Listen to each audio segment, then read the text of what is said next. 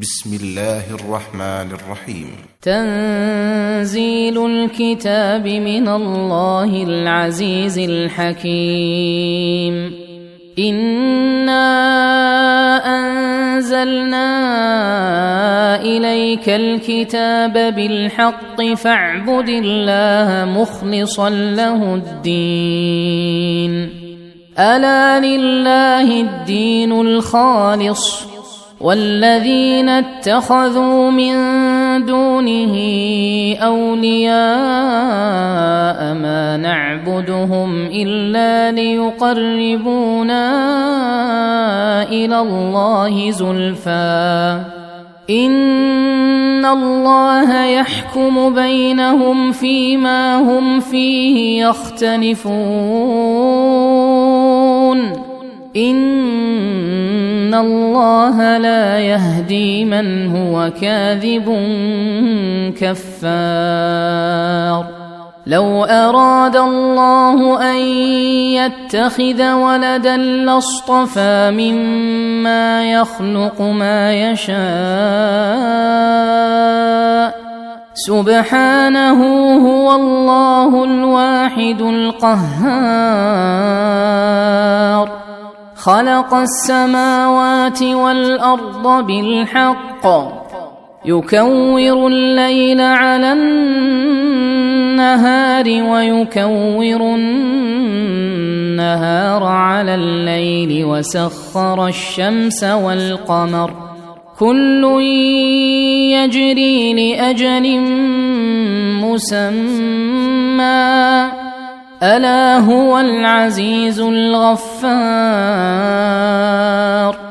خلقكم من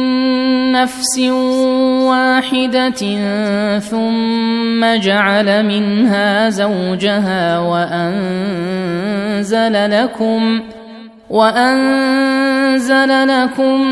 من الأنعام 8 أزواج يخلقكم في بطون أمهاتكم خلقا من بعد خلق في ظلمات 3 ذلكم الله ربكم له الملك لا إله إلا هو فأنى تصرفون. إن تكفروا فإن الله غني عنكم ولا يرضى لعباده الكفر وإن تشكروا يرضه لكم ولا تزر وازرة وزر أخرى ثم إلى ربكم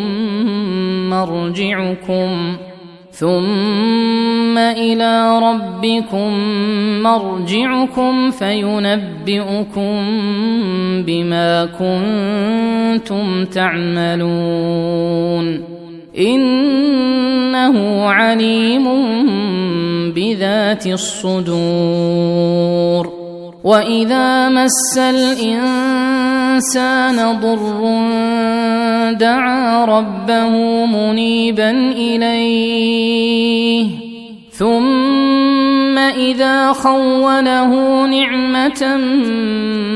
منه نسي ما كان يدعو إليه من قبل وجعل لله أندادا ليضل عن سبيله قل تمتع بكفرك قليلا إنك من أصحاب النار. أمن هو قانت آناء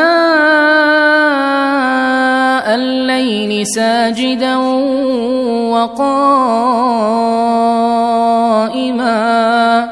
وقائما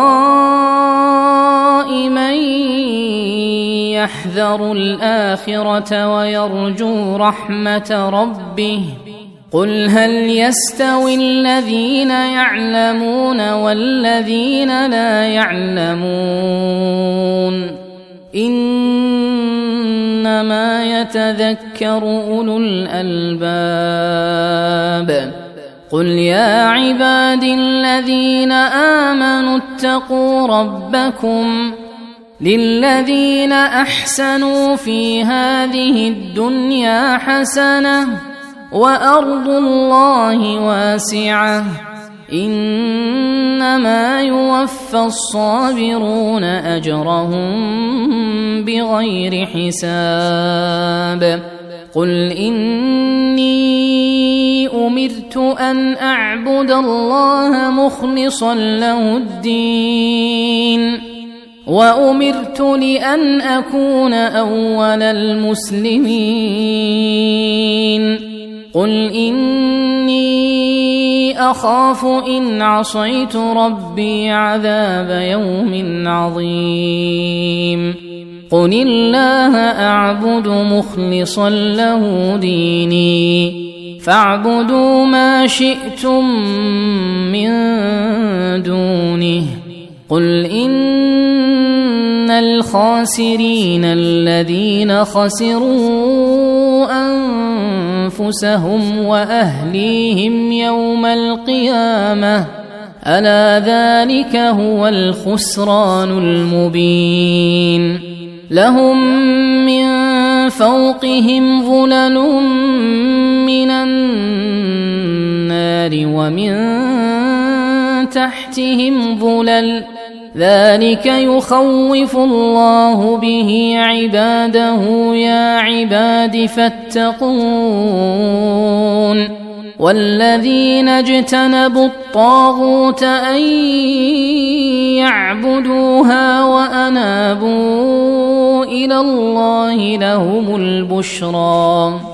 فبشر عباد الذين يستمعون القول فيتبعون أحسنه أولئك الذين هداهم الله وأولئك هم أولو الألباب أفمن حق عليه كلمة العذاب أفأنت تنقذ من في النار لكن الذين اتقوا ربهم لهم غرف من فوقها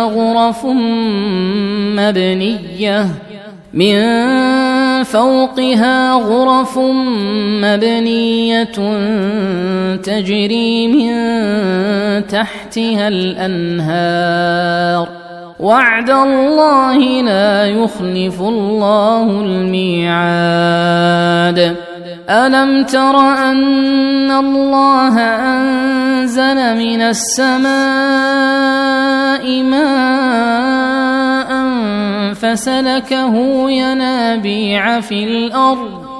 فسلكه ينابيع في الأرض ثم يخرج به زرعا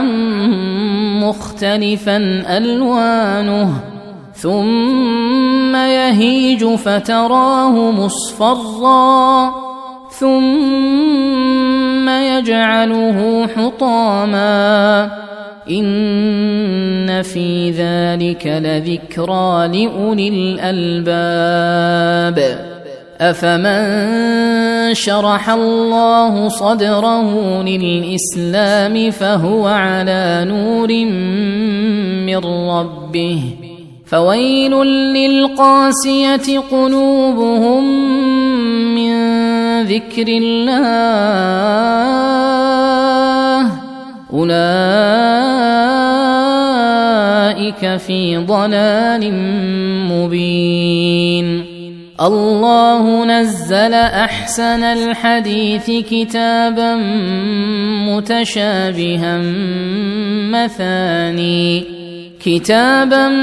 متشابها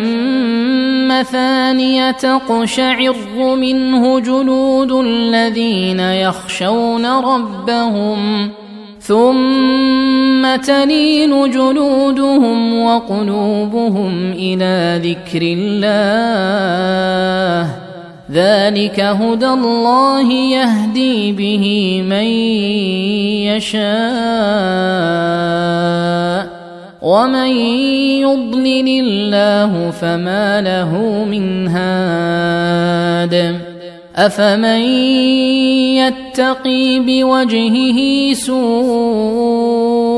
العذاب يوم القيامة وقيل للظالمين ذوقوا ما كنتم تكسبون كذب الذين من قبلهم فأتاهم العذاب من حيث لا يشعرون فأذاقهم الله الخزي في الحياة الدنيا ولعذاب الآخرة أكبر لو كانوا يعلمون ولقد ضربنا للناس في هذا القرآن من كل مثل لعلهم يتذكرون قرآنا عربيا غير ذي عوج لعلهم يتقون ضرب الله مثلا رجلا فيه شركاء متشاكسون ورجلا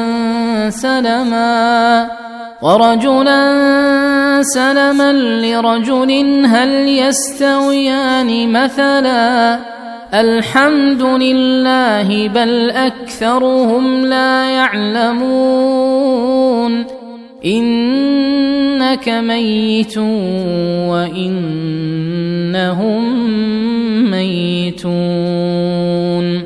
ثم إنكم يوم القيامة عند ربكم تختصمون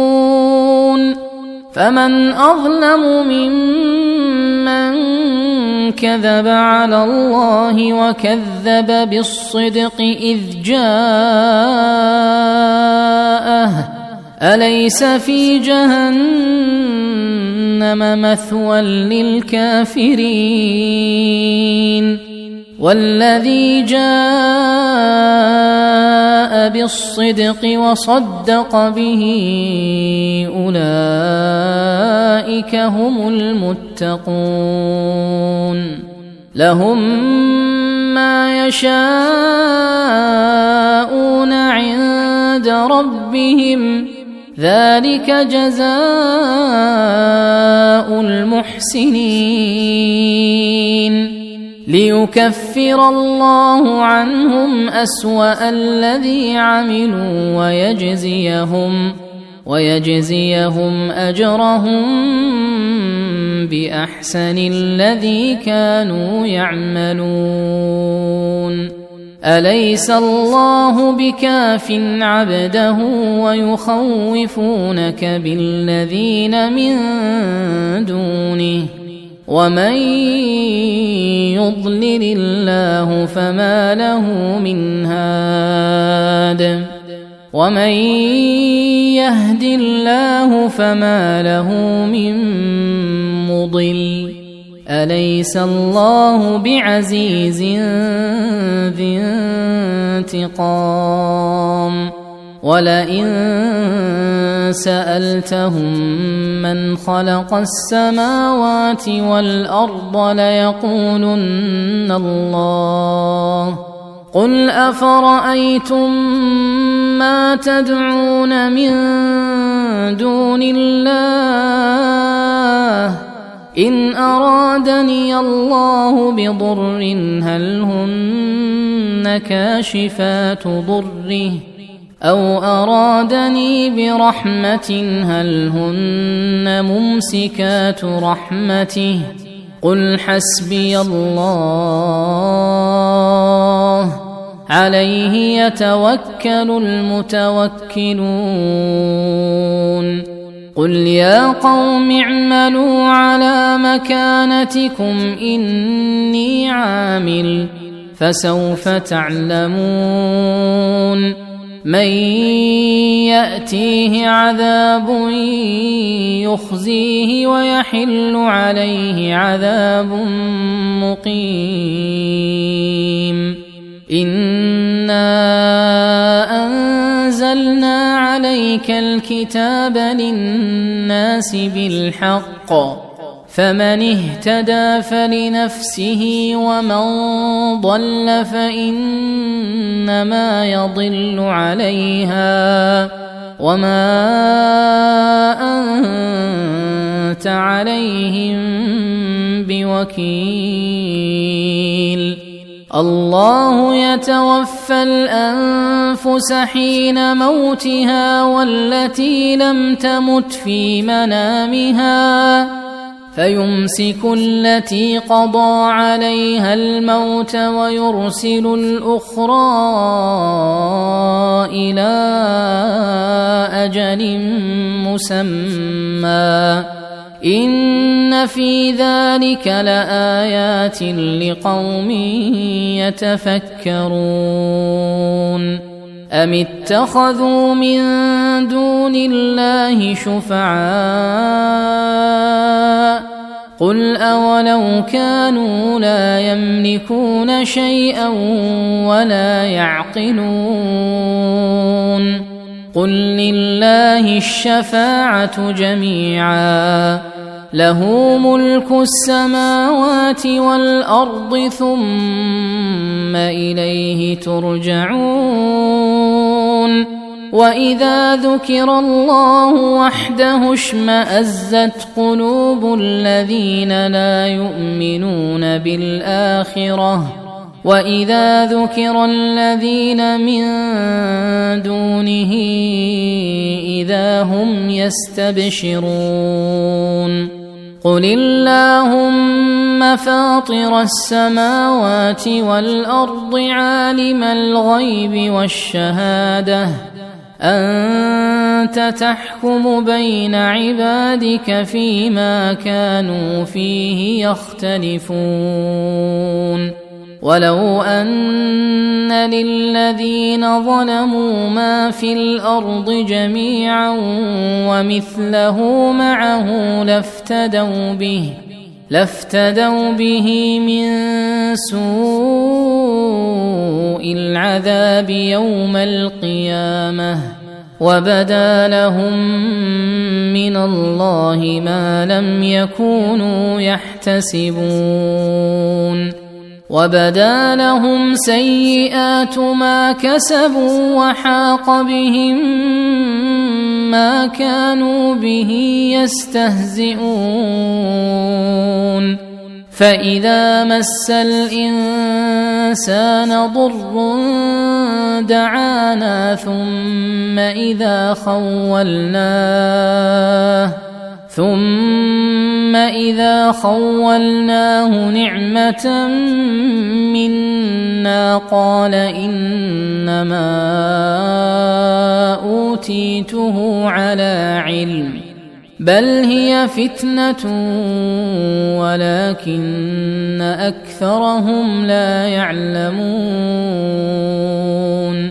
قد قالها الذين من قبلهم فما أغنى عنهم ما كانوا يكسبون فأصابهم سيئات ما كسبوا والذين ظلموا من هؤلاء سيصيبهم سيئات ما كسبوا وما هم بمعجزين أولم يعلموا أن الله يبسط الرزق لمن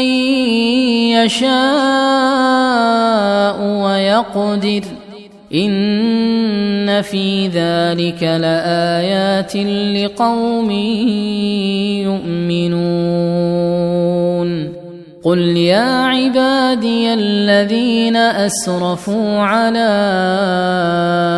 أنفسهم لا تقنطوا من رحمة الله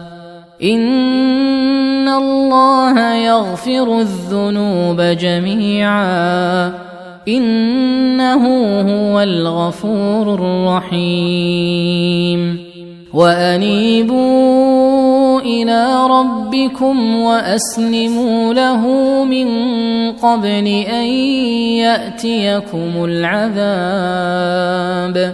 من قبل أن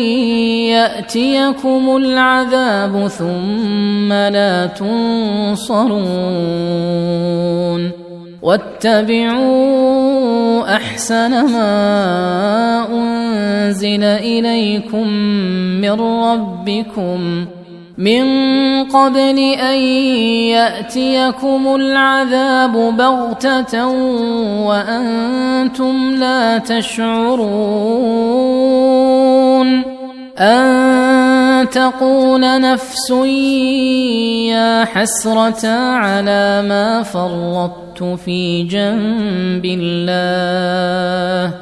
وإن كنت لمن الساخرين أو تقول لو أن الله هداني لكنت من المتقين أو تقول حين ترى العذاب لو أن لي كرة فأكون من المحسنين بلى قد جاءتك آياتي فكذبت بها واستكبرت وكنت من الكافرين ويوم القيامة ترى الذين كذبوا على الله وجوههم مسودة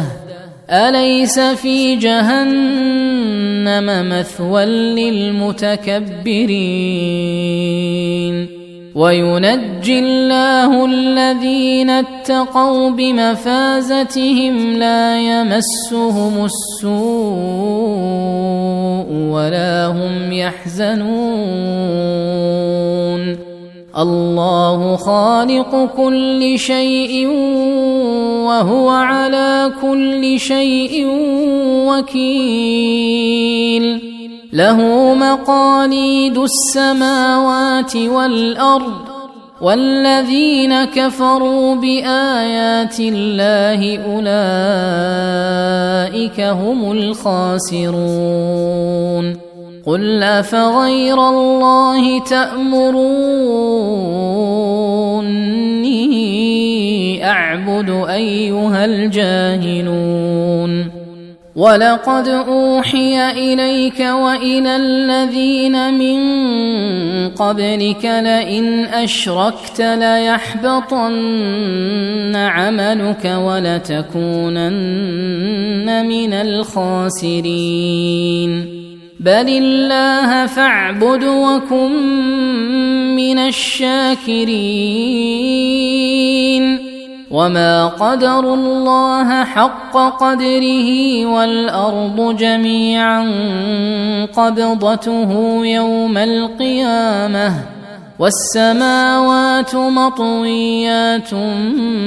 بيمينه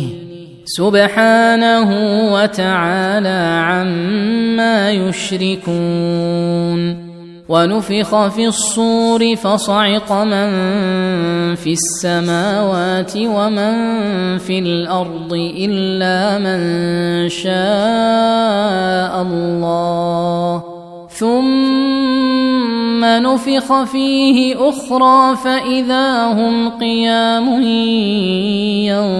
ينظرون وأشرقت الأرض بنور ربها ووضع الكتاب وجيء بالنبيين والشهداء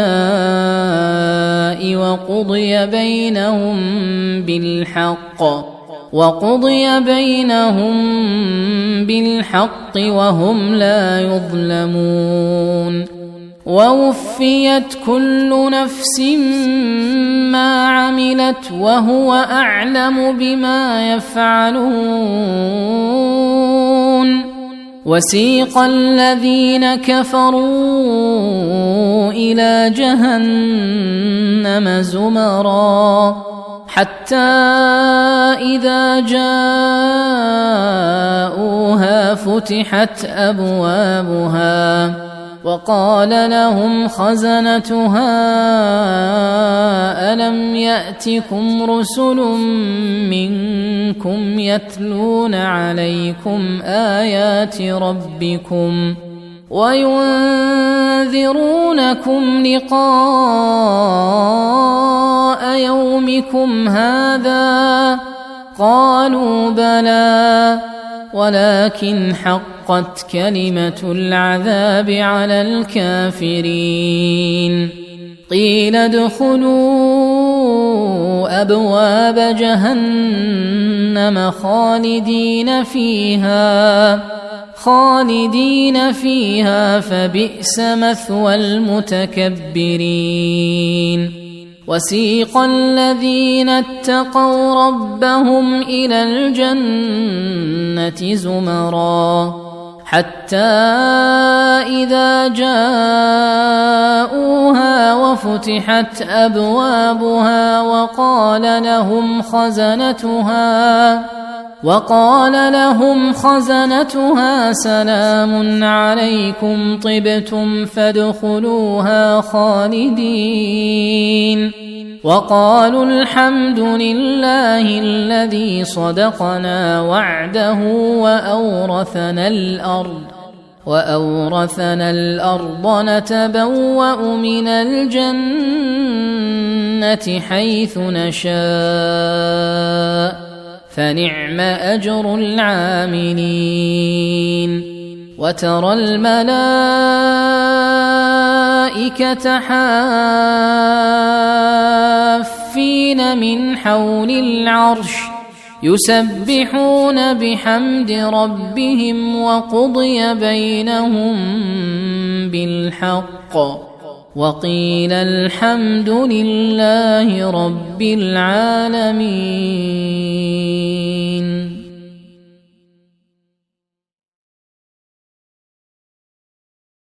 بسم الله الرحمن الرحيم.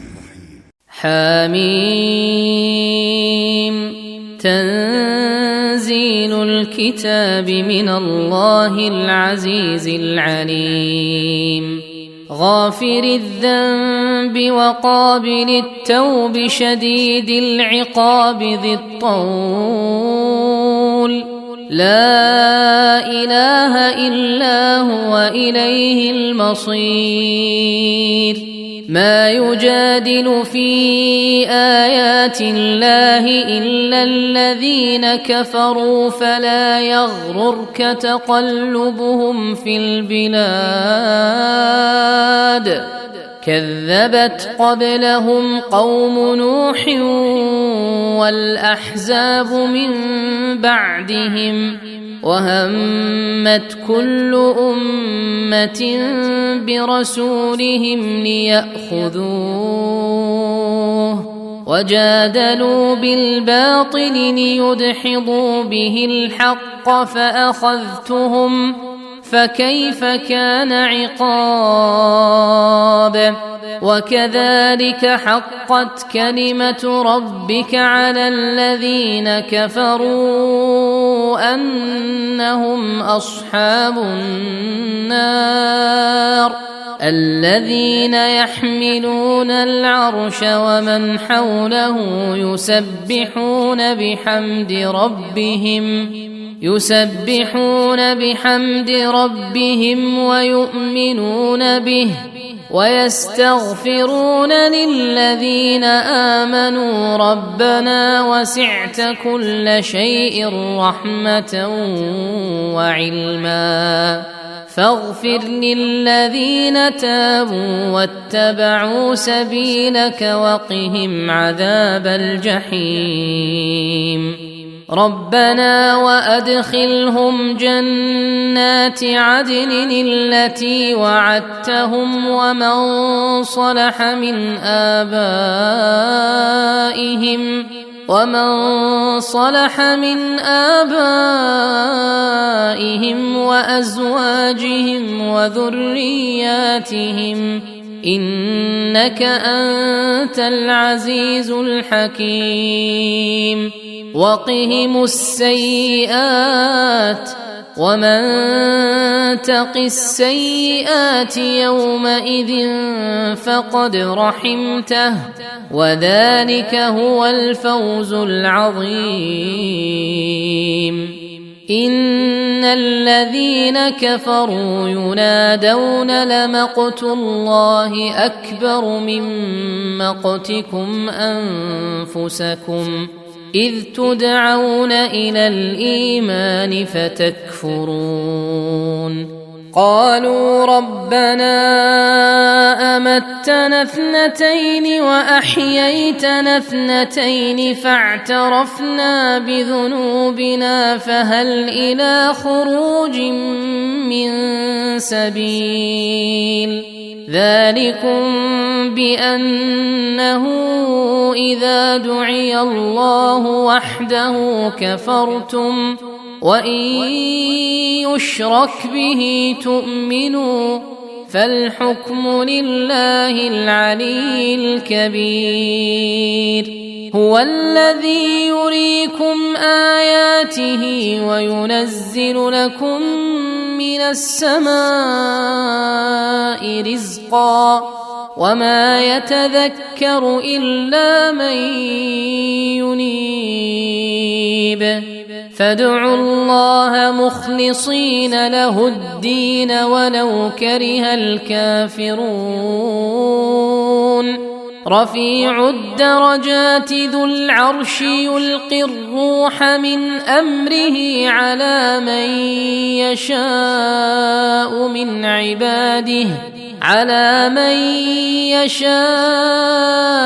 من عباده لينذر يوم التلاق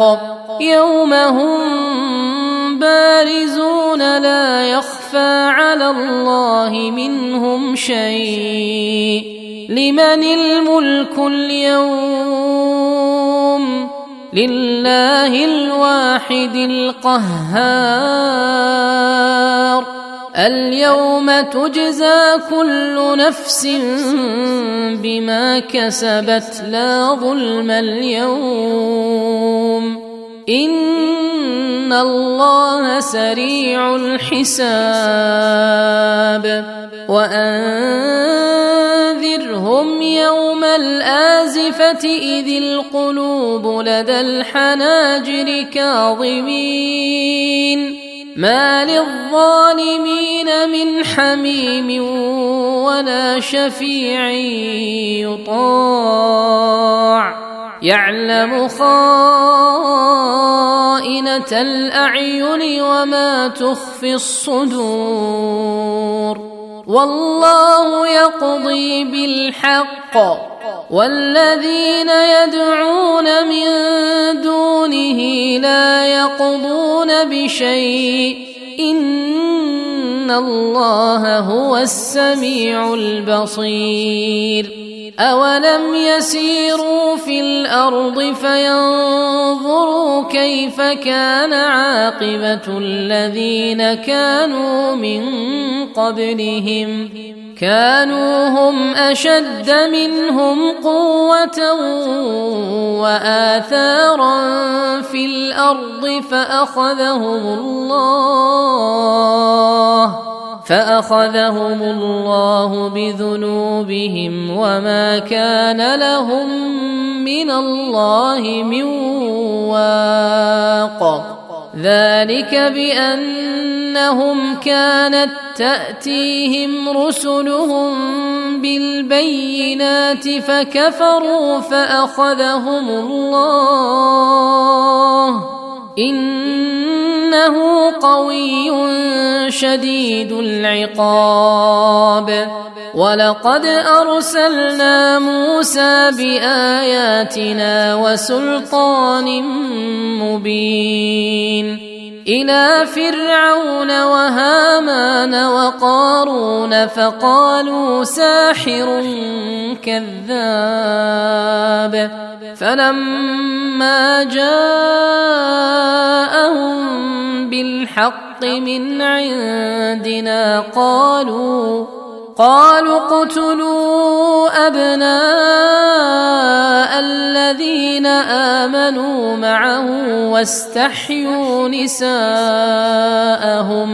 وما كيد الكافرين إلا في ضلال. وقال فرعون ذروني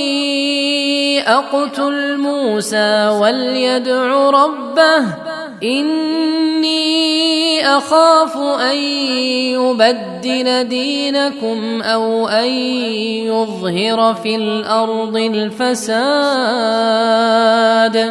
وقال موسى إني عذت بربي وربكم من كل متكبر لا يؤمن بيوم الحساب. وقال رجل مؤمن من آل فرعون يكتم إيمانه أتقتلون رجلا أن يقول ربي الله وقد جاءكم بالبينات من ربكم وإن يك كاذبا فعليه كذبه وإن يك صادقا يصبكم بعض الذي يعدكم إن الله لا يهدي من هو مسرف كذاب. يا قوم لكم الملك اليوم ظاهرين في الأرض فمن ينصرنا من بأس الله إن جاءنا. قال فرعون ما أريكم إلا ما أرى وما أهديكم إلا سبيل الرشاد. وقال الذي آمن يا قوم إني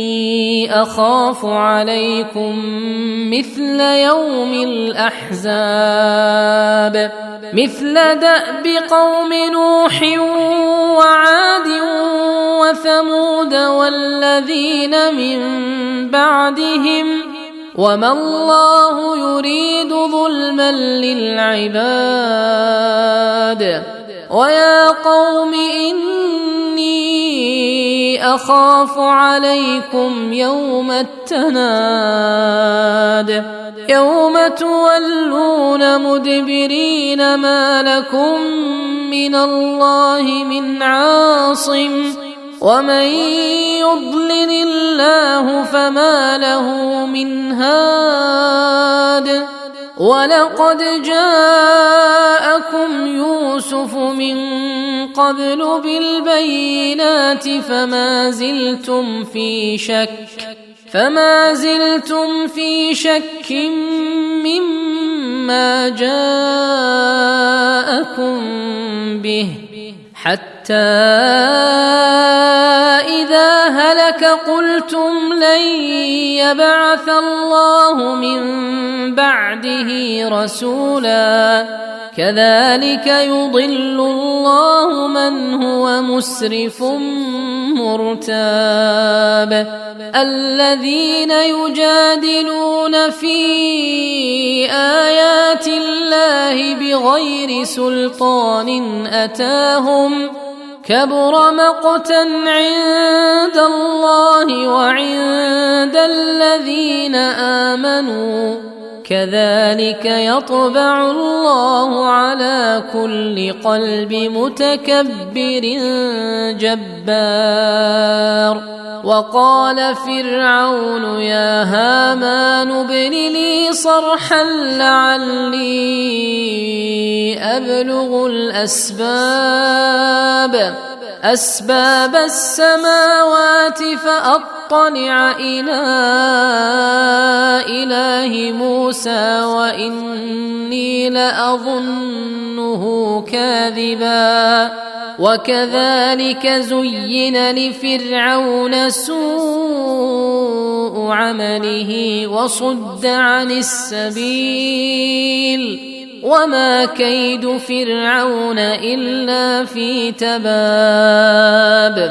وقال الذي آمن يا قوم اتبعون أهدكم سبيل الرشاد يا قوم إنما هذه الحياة الدنيا متاع وإن الآخرة هي دار القرار من عمل سيئة فلا يجزى إلا مثلها ومن عمل صالحا من ذكر أو أنثى وهو مؤمن فأولئك يدخلون الجنة يرزقون فيها بغير حساب ويا قوم ما لي أدعوكم إلى النجاة وتدعونني إلى النار تدعونني لأكفر بالله وأشرك به ما ليس لي به علم وأنا أدعوكم إلى العزيز الغفار لا جرم أن ما تدعونني إليه ليس له دعوة في الدنيا ولا في الآخرة وأن مردنا إلى الله وأن المسرفين هم أصحاب النار فستذكرون ما أقول لكم وأفوض أمري إلى الله إن الله بصير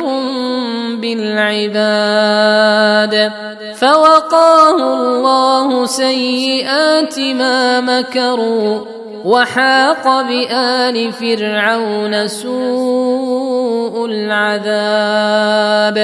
النار يعرضون عليها غدوا وعشيا ويوم تقوم الساعة أدخلوا آل فرعون أشد العذاب وإذ يتحاجون في النار فيقول الضعفاء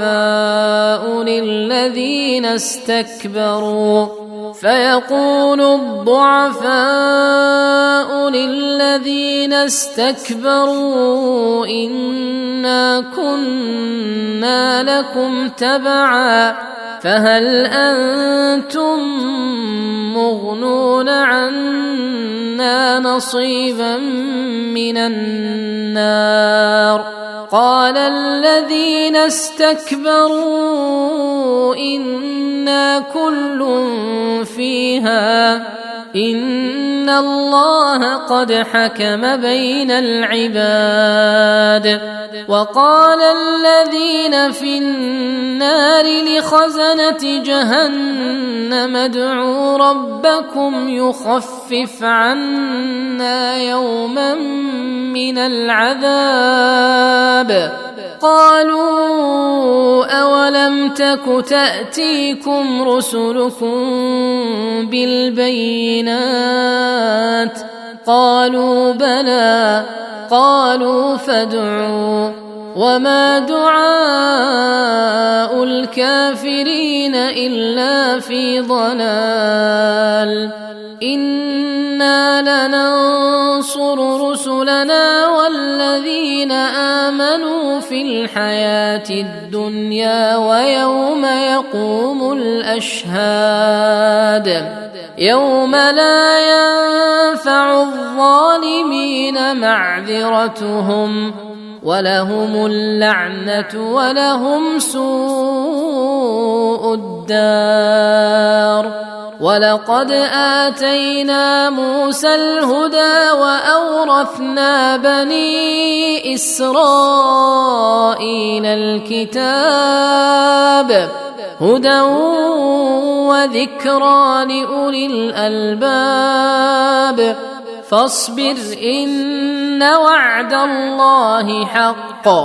واستغفر لذنبك وسبح بحمد ربك بالعشي والإبكار. إن الذين يجادلون في آيات الله بغير سلطان أتاهم إن في صدورهم إلا كبر ما هم ببالغيه فاستعذ بالله إنه هو السميع البصير. لخلق السماوات والأرض أكبر من خلق الناس ولكن أكثر الناس لا يعلمون. وما يستوي الأعمى والبصير والذين آمنوا وعملوا الصالحات ولا المسيء قليلا ما تتذكرون. إن الساعة لآتية لا ريب فيها ولكن أكثر الناس لا يؤمنون. وقال ربكم ادعوني أستجب لكم إن الذين يستكبرون عن عبادتي سيدخلون جهنم داخرين. الله الذي جعل لكم الليل لتسكنوا فيه والنهار مبصرا إن الله لذو فضل على الناس ولكن أكثر الناس لا يشكرون. ذلكم الله ربكم خالق كل شيء لا إله إلا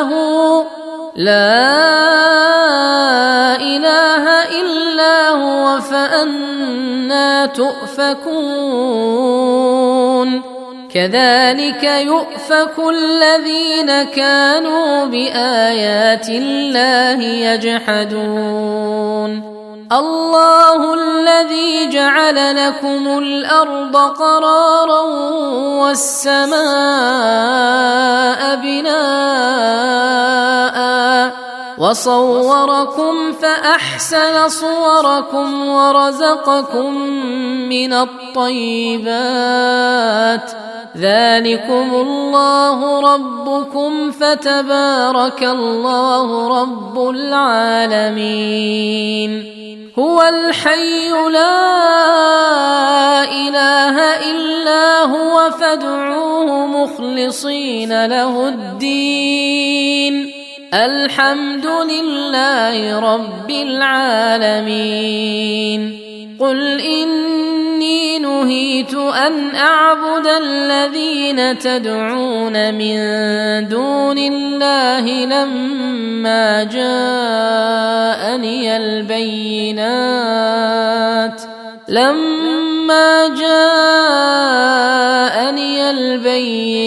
من ربي وأمرت أن أسلم لرب العالمين. هو الذي خلقكم من تراب ثم من نطفة ثم من علقة ثم يخرجكم طفلا ثم لتبلغوا أشدكم ثم لتكونوا شيوخا ومنكم من يتوفى من قبل ولتبلغوا أجلا مسمى ولعلكم تعقلون هو الذي يحيي ويميت فإذا قضى أمرا فإنما يقول له كن فيكون ألم تر إلى الذين يجادلون في آيات الله أنى يصرفون الذين كذبوا بالكتاب وبما أرسلنا به رسلنا فسوف يعلمون إذ الأغلال في أعناقهم والسلاسل يسحبون في الحميم ثم في النار يسجرون ثم قيل لهم أين ما كنتم تشركون من دون الله قالوا ضلوا عنا بل لم نكن ندعو من قبل شيئا كذلك يضل الله الكافرين ذلكم بما كنتم تفرحون في الأرض بغير الحق وبما كنتم تمرحون ادخلوا أبواب جهنم خالدين فيها فبئس مثوى المتكبرين فاصبر إن وعد الله حق فإما نرينك بعض الذي نعدهم أو نتوفينك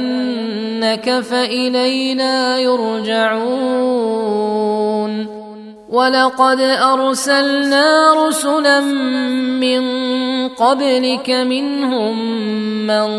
قصصنا عليك ومنهم من لم نقصص عليك وما كان لرسول أن يأتي بآية إلا بإذن الله فإذا جاء أمر الله قضي بالحق وخسر هنالك المبطلون الله الذي جعل لكم الأنعام لتركبوا منها ومنها تأكلون ولكم فيها منافع ولتبلغوا عليها حاجة في صدوركم وعليها وعلى الفلك تحملون ويريكم آياته فأي آيات الله تنكرون أفلم يسيروا في الأرض فينظروا كيف كان عاقبة الذين من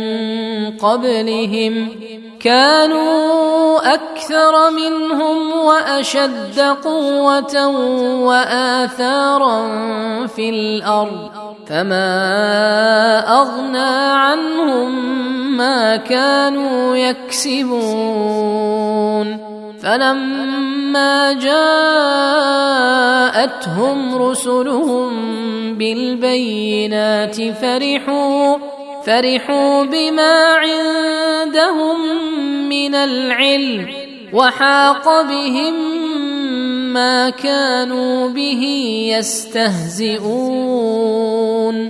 فلما رأوا بأسنا قالوا آمنا بالله وحده وكفرنا بما كنا به مشركين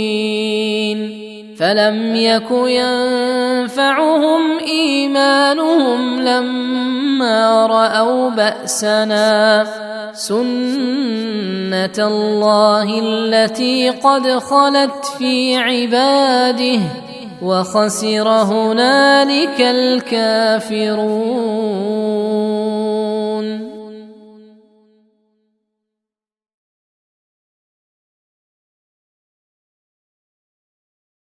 بسم الله الرحمن الرحيم. الحمد لله الذي له ما في السماوات وما في الأرض وله الحمد في الآخرة وهو الحكيم الخبير. يعلم ما يلج في الأرض وما يخرج منها وما ينزل من السماء وما يعرج فيها وهو الرحيم الغفور. وقال الذين كفروا لا تأتينا الساعة قل بلى وربي لتأتينكم عالم الغيب لا يعزب عنه مثقال ذرة في السماوات ولا في الأرض ولا أصغر من ذلك ولا أكبر إلا في كتاب مبين ليجزي الذين آمنوا وعملوا الصالحات أولئك لهم مغفرة ورزق كريم. والذين سعوا في آياتنا معاجزين أولئك لهم عذاب من رجز أليم. ويرى الذين أوتوا العلم الذي أنزل إليك من ربك هو الحق ويهدي إلى صراط العزيز الحميد. وقال الذين كفروا هل ندلكم على رجل ينبئكم إذا مزقتم كل ممزق إنكم لفي خلق جديد أفترى على الله كذبا أم به جنة بل الذين لا يؤمنون بالآخرة في العذاب والضلال البعيد. أفلم يروا إلى ما بين أيديهم وما خلفهم من السماء والأرض إن نشأ نخسف بهم الأرض أو نسقط عليهم كسفا من السماء إن في ذلك لآية لكل عبد منيب. ولقد آتينا داود منا فضلا يا جبال أوبي معه والطير وألنا له الحديد أن اعمل سابغات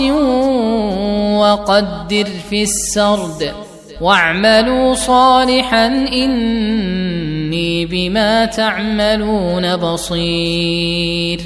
ولسليمان الريح غدوها شهر ورواحها شهر وأسلنا له عين القطر ومن الجن من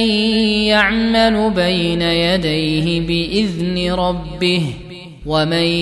يزغ منهم عن أمرنا نذقه من عذاب السعير. يعملون له ما يشاء من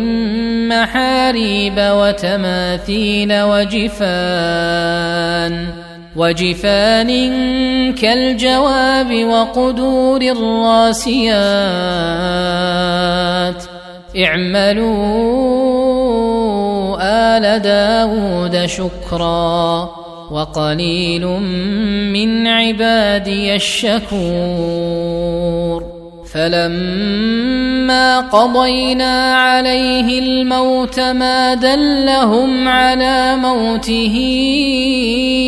إلا دابة الأرض تأكل من سأته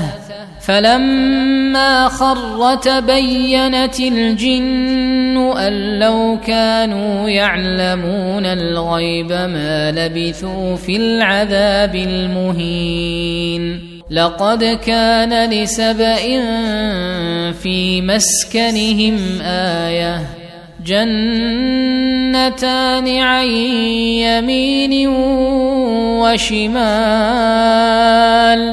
كلوا من رزق ربكم واشكروا له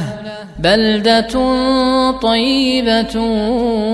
ورب غفور فأعرضوا فأرسلنا عليهم سيل العرم وبدلناهم بجنتيهم جنتين ذواتي أكل خمط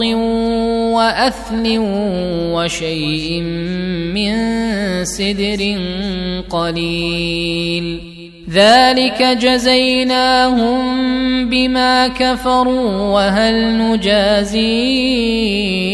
إلا الكفور وجعلنا بينهم وبين القرى التي باركنا فيها قرى ظاهرة وقدرنا فيها السير سيروا فيها ليالي وأياما آمنين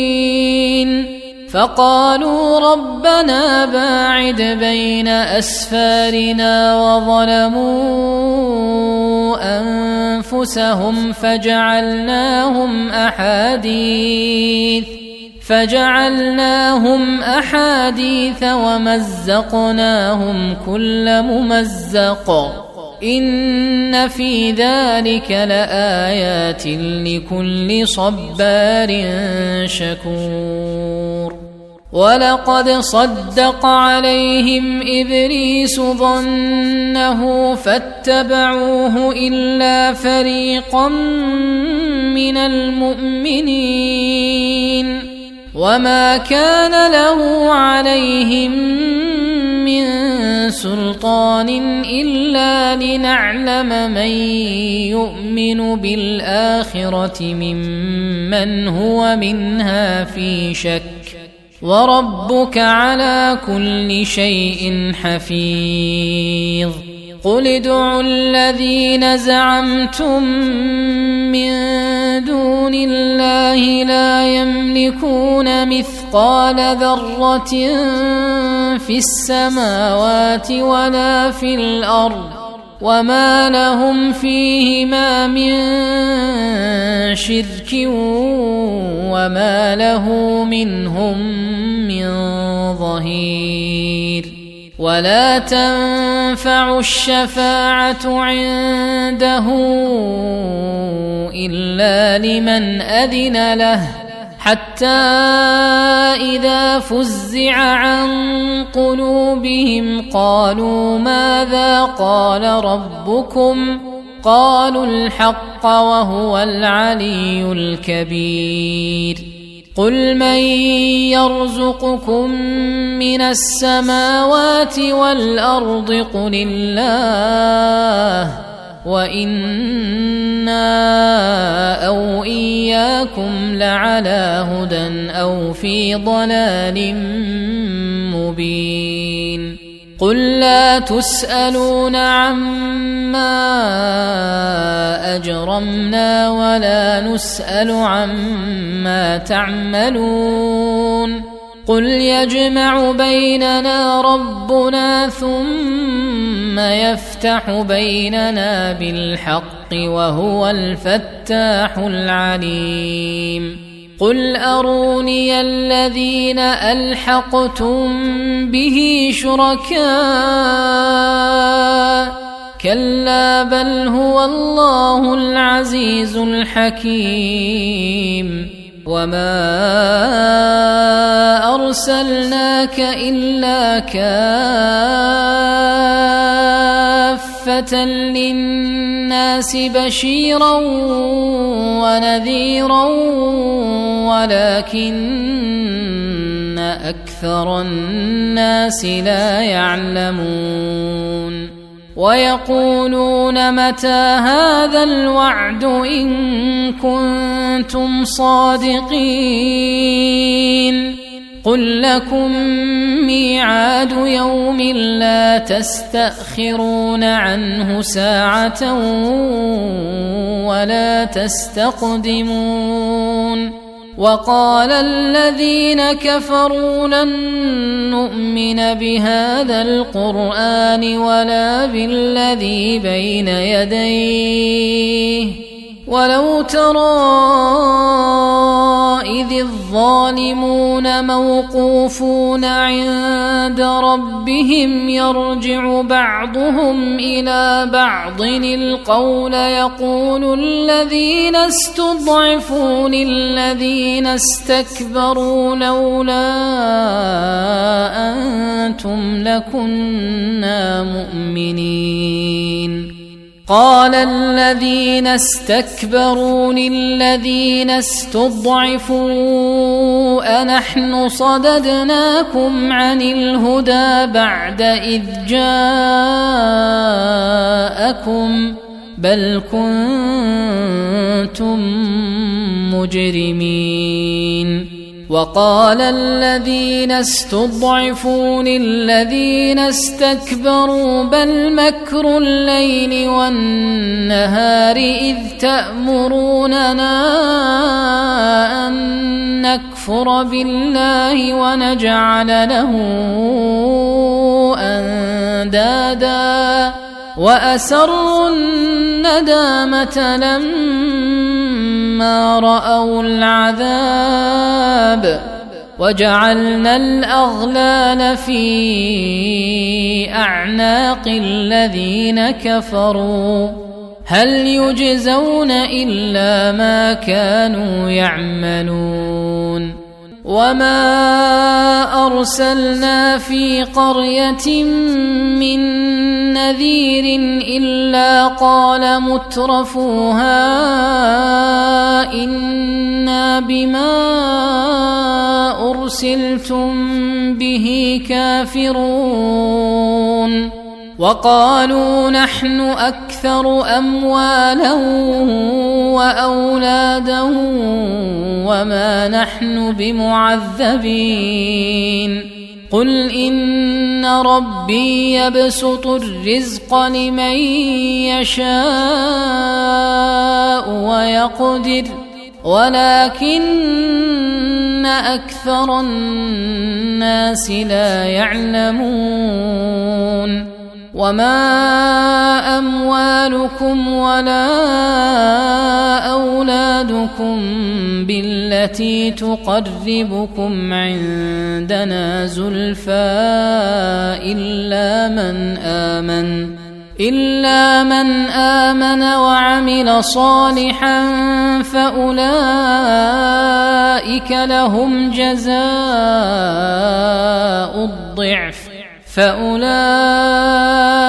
لهم جزاء الضعف بما عملوا وهم في الغرفات آمنون والذين يسعون في آياتنا معاجزين أولئك في العذاب محضرون قل إن ربي ربي يبسط الرزق لمن يشاء من عباده ويقدر له وما أنفقتم من شيء فهو يخلفه وهو خير الرازقين ويوم يحشرهم جميعا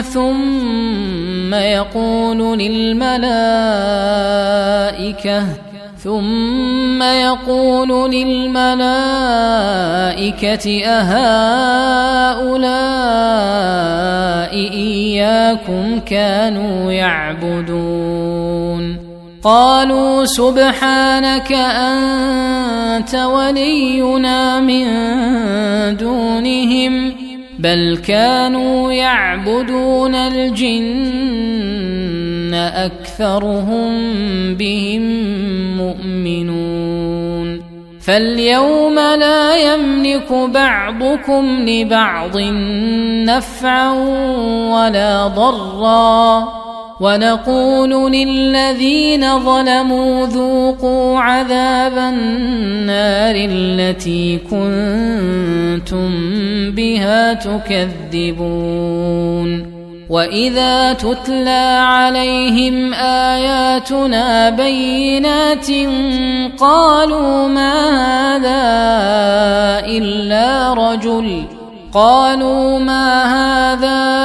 إلا رجل يريد أن يصدكم عما كان يعبد آباؤكم وقالوا ما هذا إلا إفك مفترى وقال الذين كفروا للحق لما جاءهم إن هذا إلا سحر مبين وما آتيناهم من كتب يدرسونها وما أرسلنا إليهم قبلك من نذير وكذب الذين من قبلهم وما بلغوا معشار ما آتيناهم فكذبوا رسلي فكيف كان نكير قل إنما أعظكم بواحدة أن تقوموا لله مثنى وفرادا ثم تتفكروا ما بصاحبكم من جنة إن هو إلا نذير لكم بين يدي عذاب شديد قل ما سألتكم من أجر فهو لكم إن أجري إلا على الله وهو على كل شيء شهيد قل إن ربي يقذف بالحق علام الغيوب قل جاء الحق وما يبدئ الباطل وما يعيد قل إن ضللت فإنما أضل على نفسي وإن اهتديت فبما يوحي إلي ربي إنه سميع قريب ولو ترى إذ فزعوا فلا فوت وأخذوا من مكان قريب وقالوا آمنا به وأنى لهم التناوش من مكان بعيد وقد كفروا به من قبل ويقذفون بالغيب من مكان بعيد وحيل بينهم وبين ما يشتهون كما فعل بأشياعهم من قبل إنهم كانوا في شك مريب. بسم الله الرحمن الرحيم. يا أيها النبي اتق الله ولا تطع الكافرين والمنافقين إن الله كان عليما حكيما. واتبع ما يوحى إليك من ربك إن الله كان بما تعملون خبيرا. وتوكل على الله وكفى بالله وكيلا. ما جعل الله لرجل من قلبين في جوفه وما جعل أزواجكم اللائي تظاهرون منهن أمهاتكم وما جعل أدعياءكم أبناءكم ذلكم قولكم بأفواهكم والله يقول الحق وهو يهدي السبيل. ادعوهم لآبائهم هو أقسط عند الله فإن لم تعلموا آباءهم فإخوانكم في الدين ومواليكم وليس عليكم جناح فيما أخطأتم به ولكن ما تعمدت قلوبكم وكان الله غفورا رحيما. النبي أولى بالمؤمنين من أنفسهم وأزواجه أمهاتهم وأولو الأرحام بعضهم أولى ببعض في كتاب الله من المؤمنين والمهاجرين إلا أن تفعلوا إلى أوليائكم معروفا كان ذلك في الكتاب مسطورا. وإذ أخذنا من النبيين ميثاقهم ومنك ومن نوح وإبراهيم وموسى وعيسى بن مريم وأخذنا منهم ميثاقا غليظا ليسأل الصادقين عن صدقهم وأعد للكافرين عذابا أليما. يا أيها الذين آمنوا اذكروا نعمة الله عليكم إذ جاءتكم جنود فأرسلنا عليهم ريحا وجنودا لم تروها وكان الله بما تعملون بصيرا. إذ جاءوكم من فوقكم ومن أسفل منكم وإذ زاغت الأبصار وبلغت القلوب الحناجر وتظنون بالله الظنونا هنالك ابتلي المؤمنون وزلزلوا زلزالا شديدا. وإذ يقول المنافقون والذين في قلوبهم مرض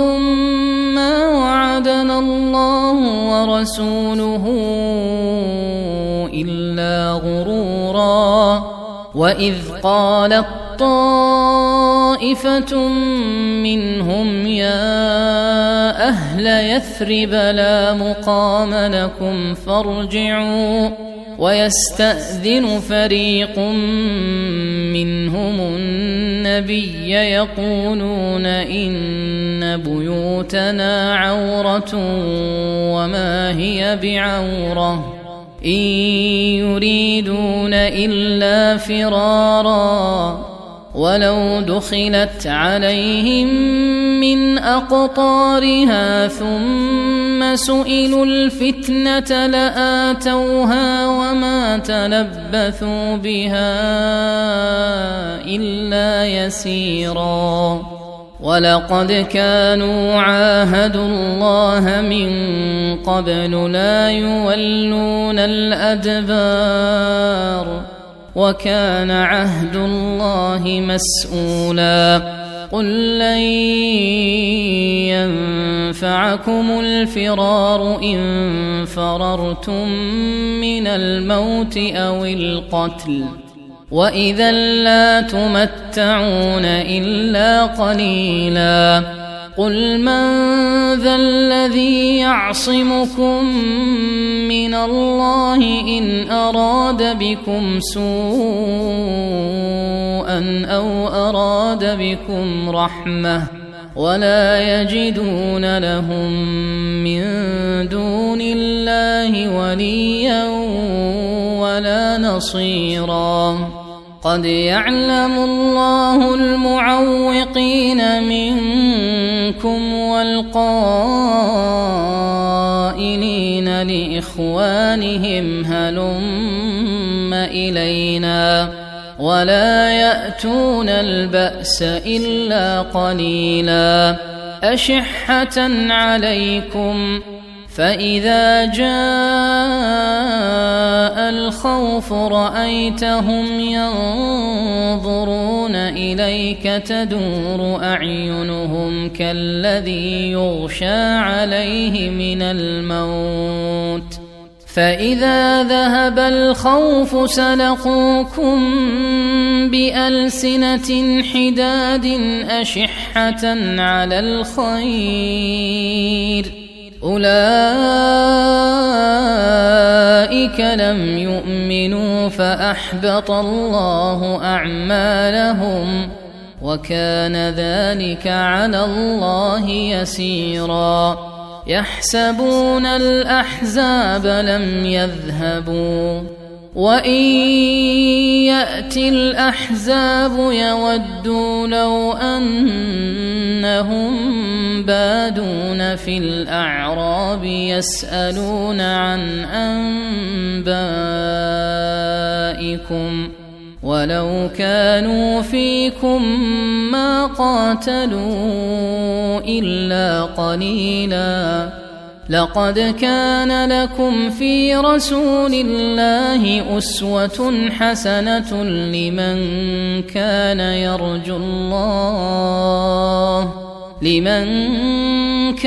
يرجو الله واليوم الآخر وذكر الله كثيرا. ولما رأى المؤمنون الأحزاب قالوا هذا ما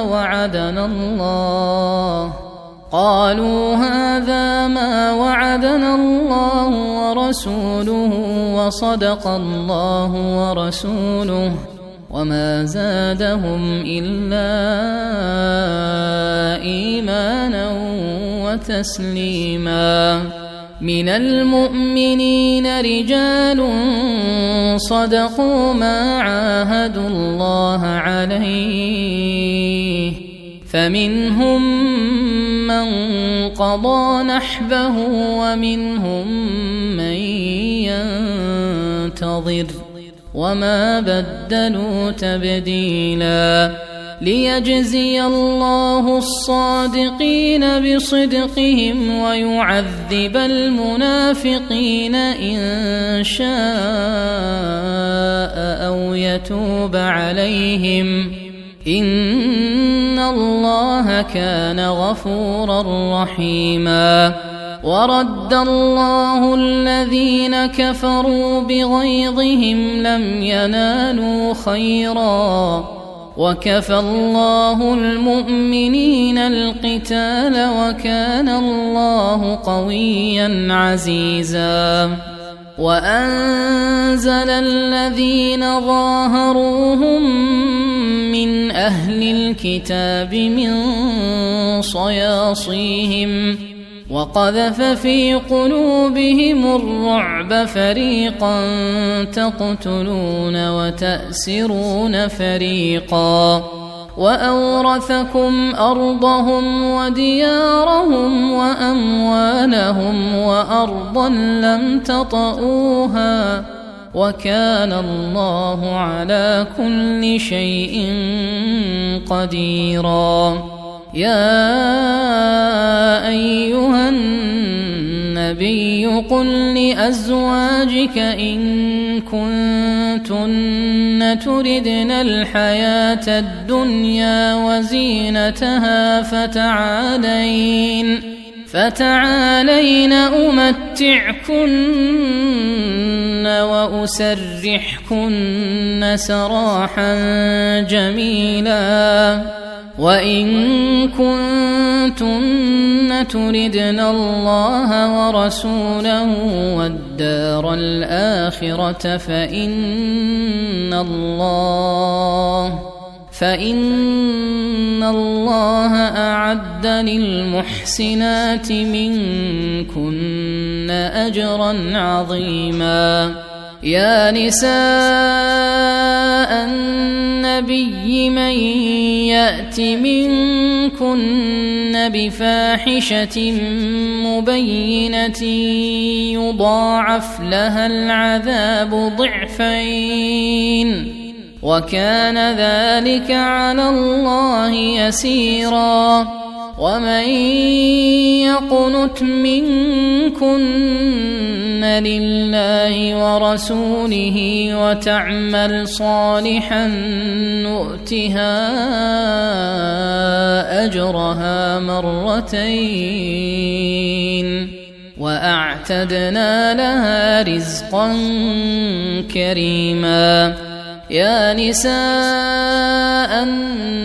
النبي لستن كأحد من النساء إن اتقيتن فلا تخضعن بالقول فيطمع الذي في قلبه مرض وقلن قولا معروفا. وقرن في بيوتكن ولا تبرجن تبرج الجاهلية الأولى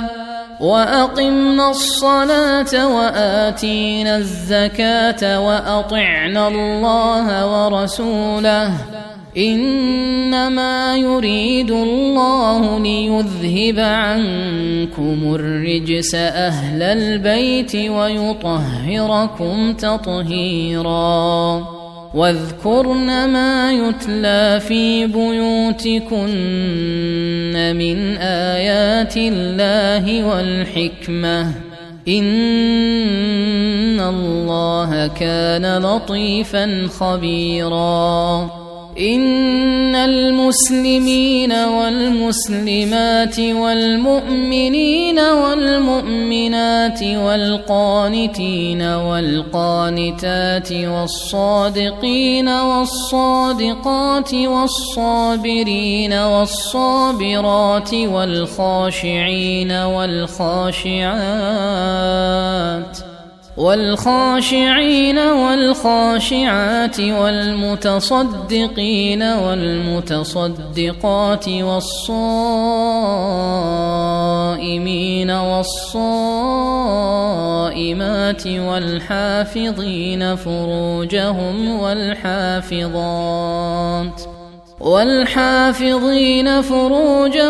والحافظات والذاكرين الله كثيرا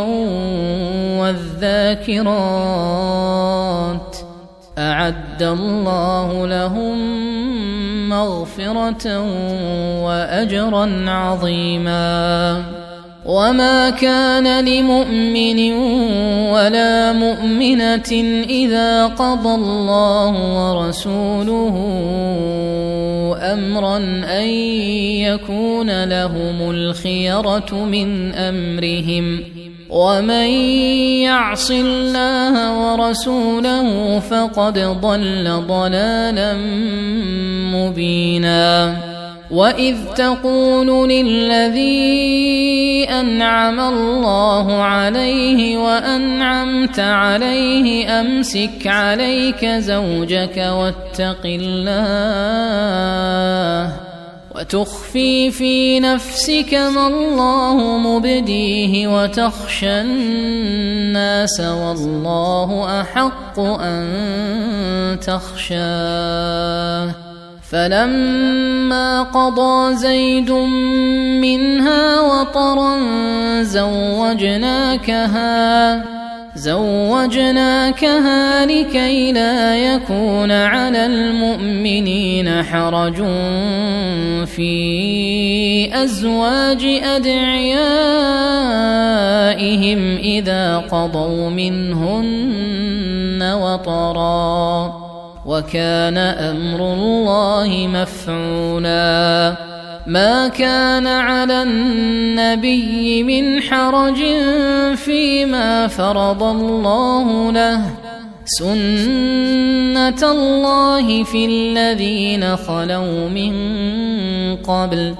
وكان أمر الله قدرا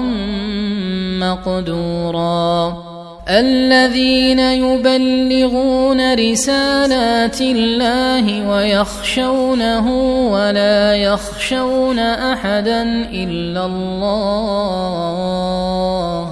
وكفى بالله حسيبا. ما كان محمد أبا أحد من رجالكم ولكن رسول الله وخاتم النبيين، وكان الله بكل شيء عليما. يا أيها الذين آمنوا اذكروا الله ذكرا كثيرا وسبحوه بكرة وأصيلا. هو الذي يصلي عليكم وملائكته ليخرجكم من الظلمات إلى النور، وكان بالمؤمنين رحيما. تحيتهم يوم يلقونه سلام، وأعد لهم أجرا كريما. يا أيها النبي إنا أرسلناك شاهدا ومبشرا ونذيرا وداعيا إلى الله بإذنه وسراجا منيرا. وبشر المؤمنين بأن لهم من الله فضلا كبيرا، ولا تطع الكافرين والمنافقين ودع أذاهم وتوكل على الله، وكفى بالله وكيلا. يا أيها الذين آمنوا إذا نكحتم المؤمنات ثم طلقتموهن من قبل أن تمسوهن فما لكم عليهن من عدة تعتدونها فمتعوهن وسرحوهن سراحا جميلا. يا أيها النبي إنا أحللنا لك أزواجك اللاتي آتيت أجورهن وما ملكت يمينك مما أفاء الله عليك وبنات عمك وبنات عماتك وبنات خالك وبنات خالاتك اللاتي هاجرن معك وامرأة مؤمنة إن وهبت نفسها للنبي إن أراد النبي أن يستنكحها خالصة لك من دون المؤمنين. قد علمنا ما فرضنا عليهم في أزواجهم وما ملكت أيمانهم لكي لا يكون عليك حرج وكان الله غفورا رحيما. ترجي من تشاء منهن وتؤوي إليك من تشاء ومن ابتغيت ممن عزلت فلا جناح عليك ذلك أدنى أن تقر أعينهن ولا يحزن ويرضين بما آتيتهن كلهن والله يعلم ما في قلوبكم وكان الله عليما حليما. لا يحل لك النساء من بعد ولا أن تبدل بهن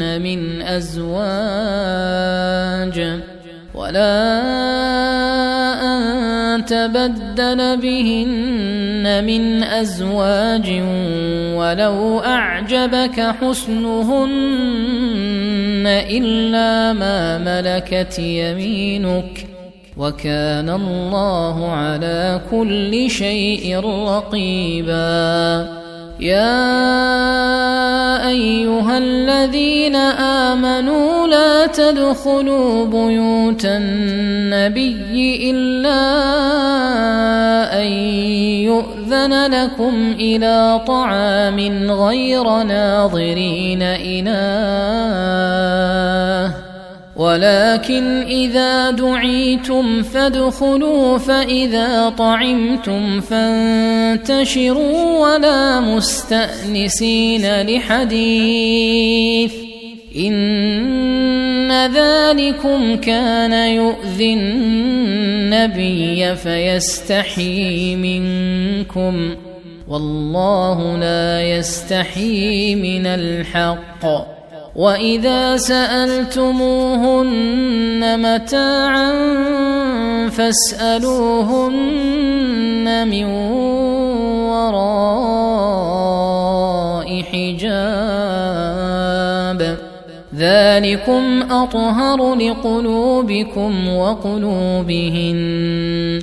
وما كان لكم أن تؤذوا رسول الله ولا أن تنكحوا أزواجه من بعده أبدا إن ذلكم كان عند الله عظيما إن تبدوا شيئا أو تخفوه فإن الله كان بكل شيء عليما لا جناح عليهن في آبائهن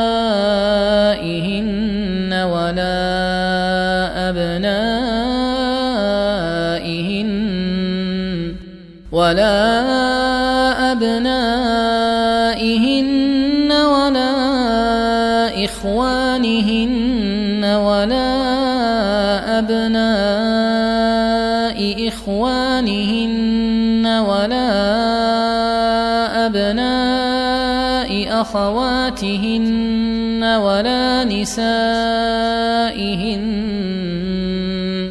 ولا نسائهن ولا ما ملكت أيمانهن واتقين الله إن الله كان على كل شيء شهيدا إن الله وملائكته يصلون على النبي يا أيها الذين آمنوا صلوا عليه وسلموا تسليما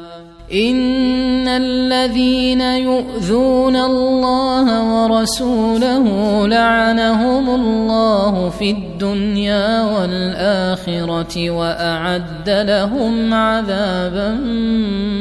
مهينا والذين يؤذون المؤمنين والمؤمنات بغير ما اكتسبوا فقد احتملوا بهتانا وإثما مبينا يا أيها النبي قل لأزواجك وبناتك ونساء المؤمنين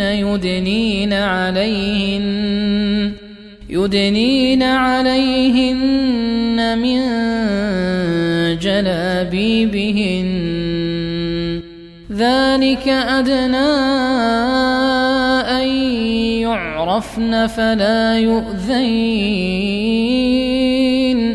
وكان الله غفورا رحيما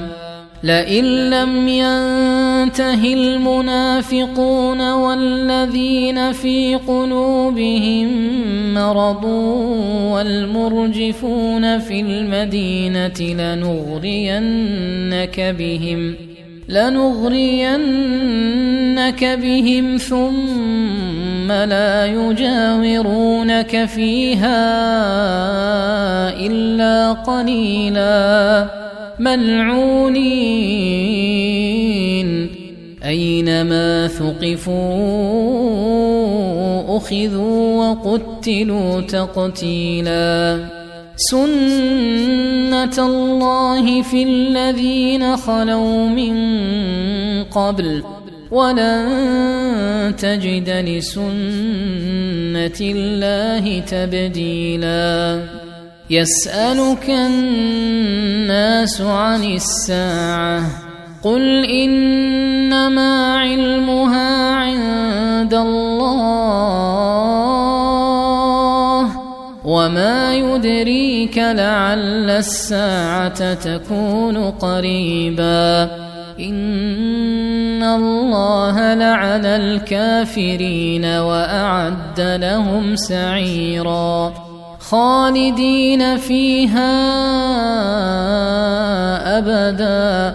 لا يجدون وليا ولا نصيرا يوم تقلب وجوههم في النار يقولون يا ليتنا أطعنا الله وأطعنا الرسولا وقالوا ربنا إنا أطعنا سادتنا وكبراءنا فأضلونا السبيلا ربنا آتهم ضعفين من العذاب والعنهم لعنا كبيرا يا أيها الذين آمنوا لا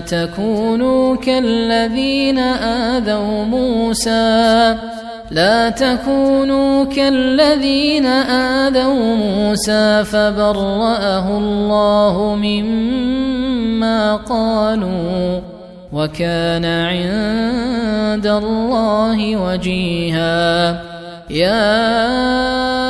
أيها الذين آمنوا اتقوا الله وقولوا قولا سديدا يصلح لكم أعمالكم ويغفر لكم ذنوبكم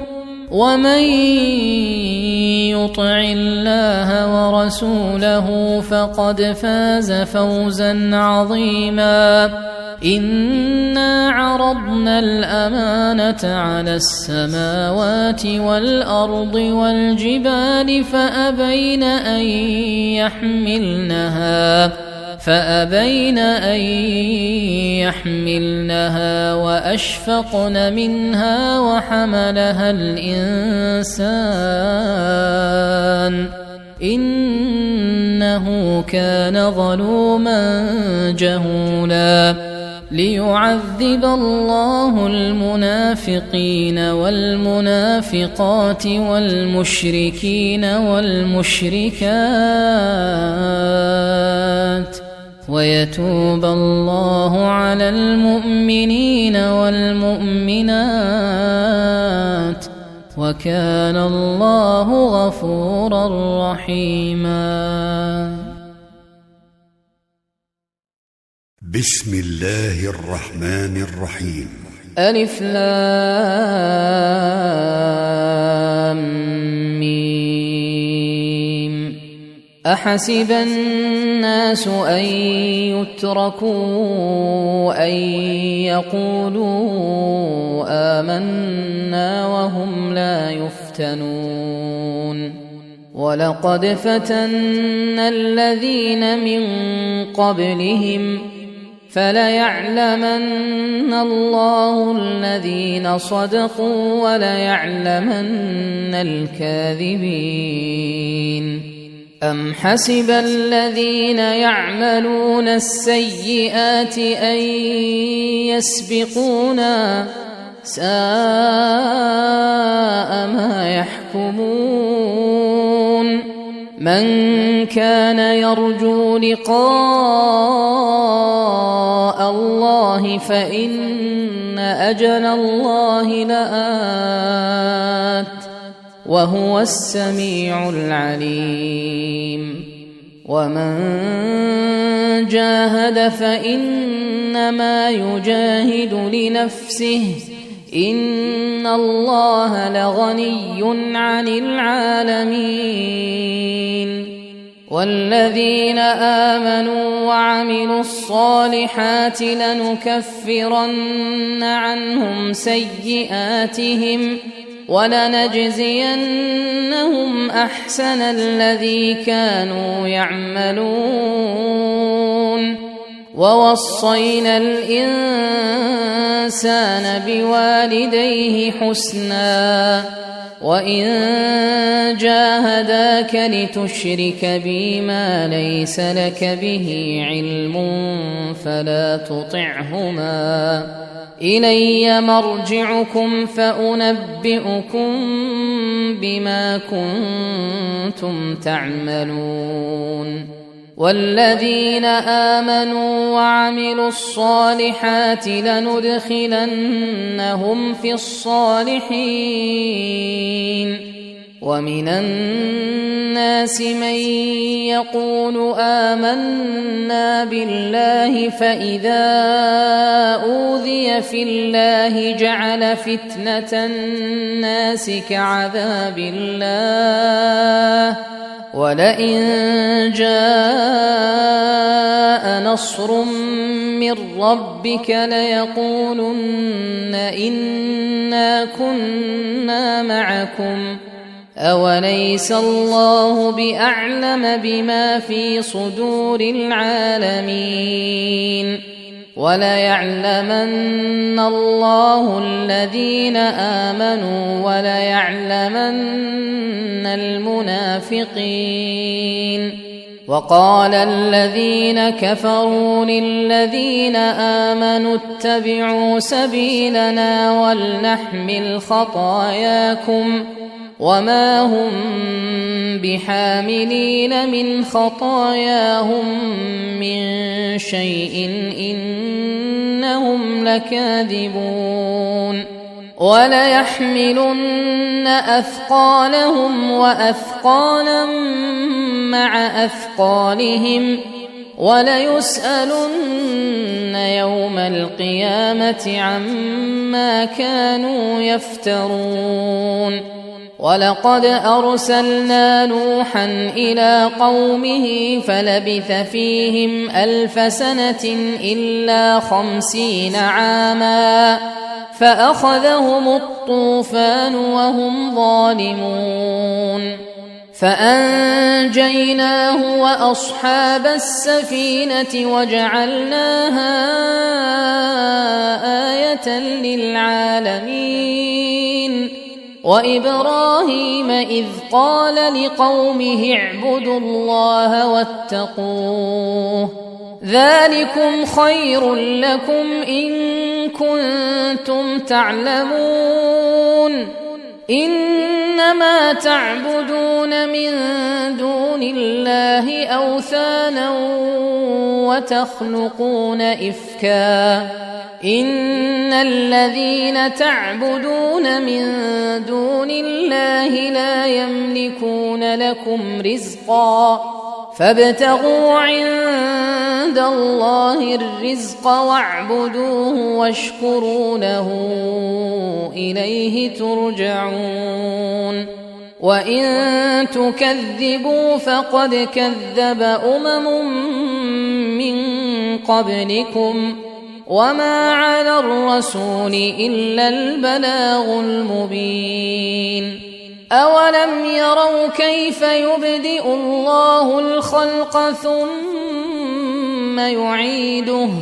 إن ذلك على الله يسير قل سيروا في الأرض فانظروا كيف بدأ الخلق ثم الله ينشئ النشأة الآخرة إن الله على كل شيء قدير يعذب من يشاء ويرحم من يشاء وإليه تقلبون وما أنتم بمعجزين في الأرض ولا في السماء وما لكم من دون الله من ولي ولا نصير والذين كفروا بآيات الله ولقائه أولئك يئسوا من رحمتي وأولئك لهم عذاب أليم فما كان جواب قومه إلا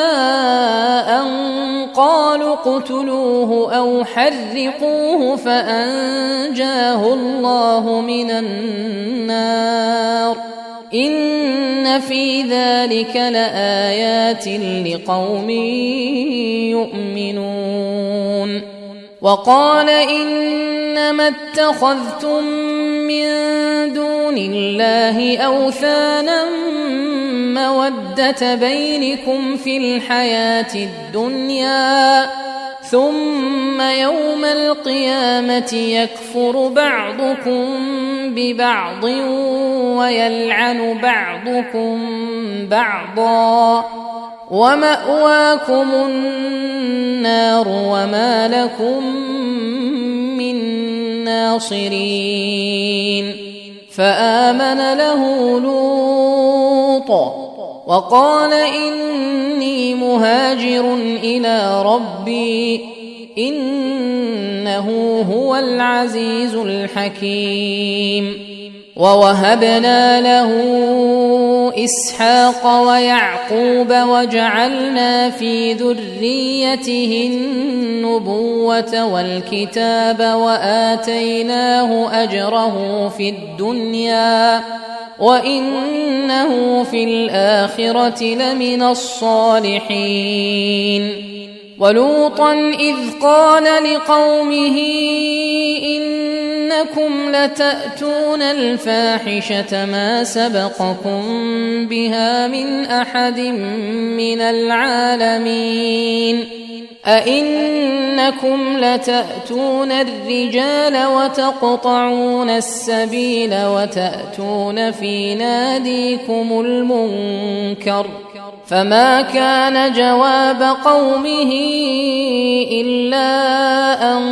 قالوا ائتنا بعذاب الله إن كنت من الصادقين. قال رب انصرني على القوم المفسدين. ولما جاءت رسلنا إبراهيم بالبشرى قالوا إنا مهلكو أهل هذه القرية إن أهلها كانوا ظالمين. قال إن فيها لوطا قالوا نحن أعلم بمن فيها لننجينه وأهله إلا امرأته كانت من الغابرين. ولما أن جاءت رسلنا لوطا سيء بهم وضاق بهم ذرعا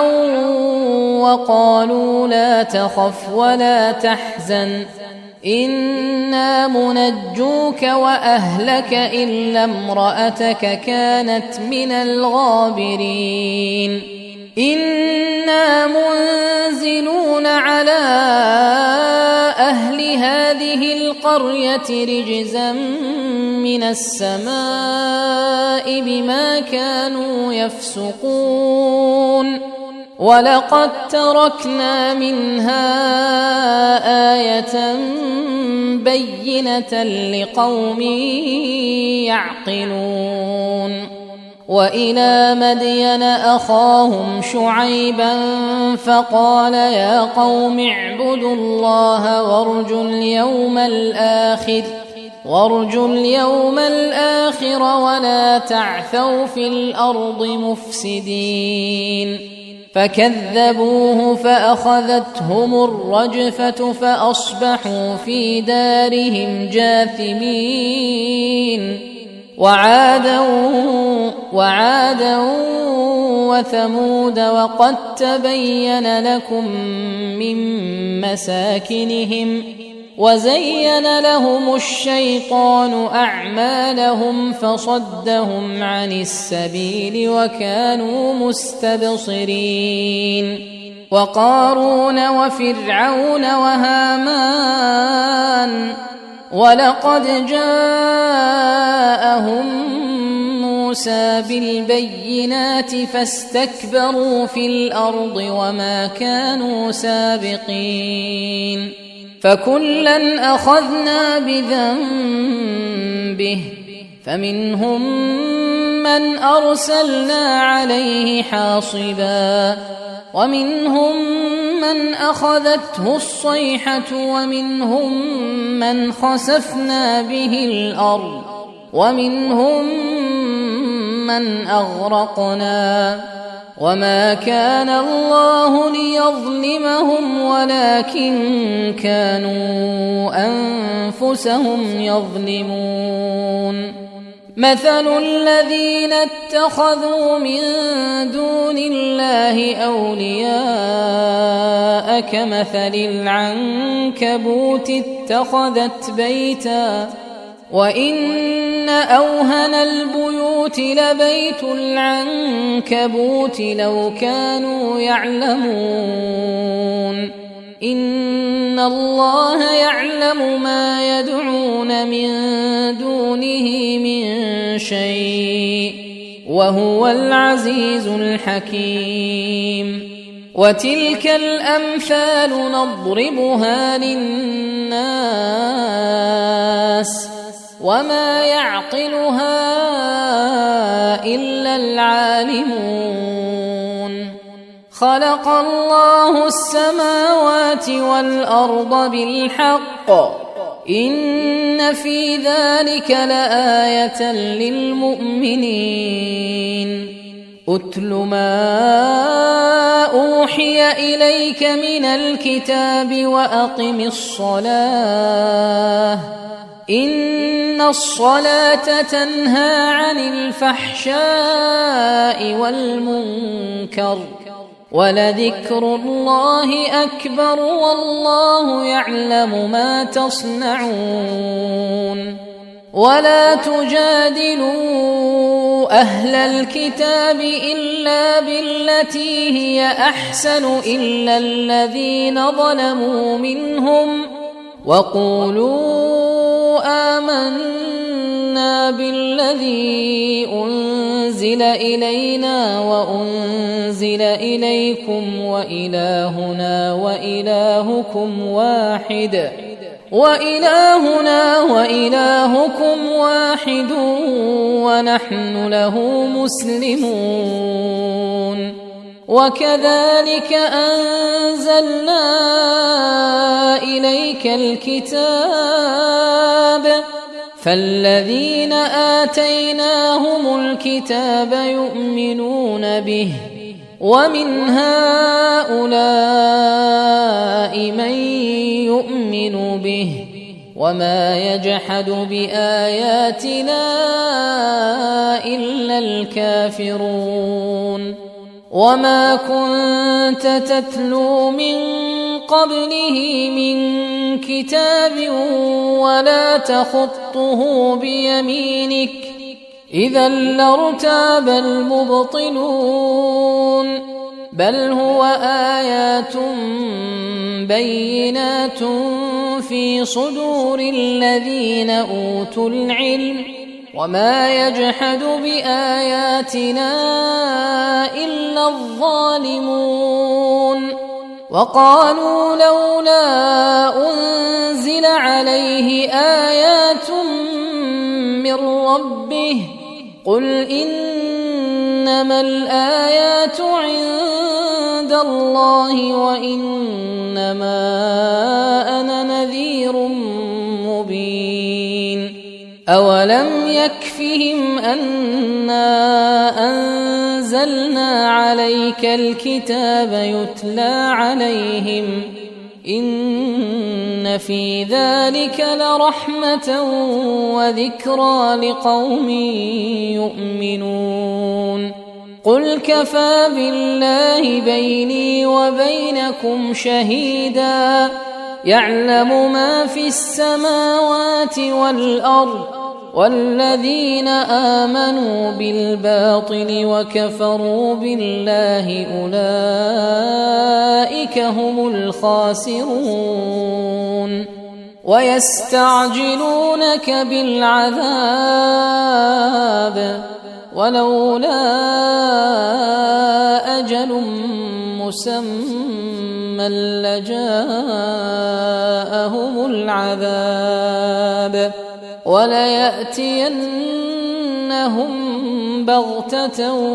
وهم لا يشعرون يستعجلونك بالعذاب وإن إن جهنم لمحيطة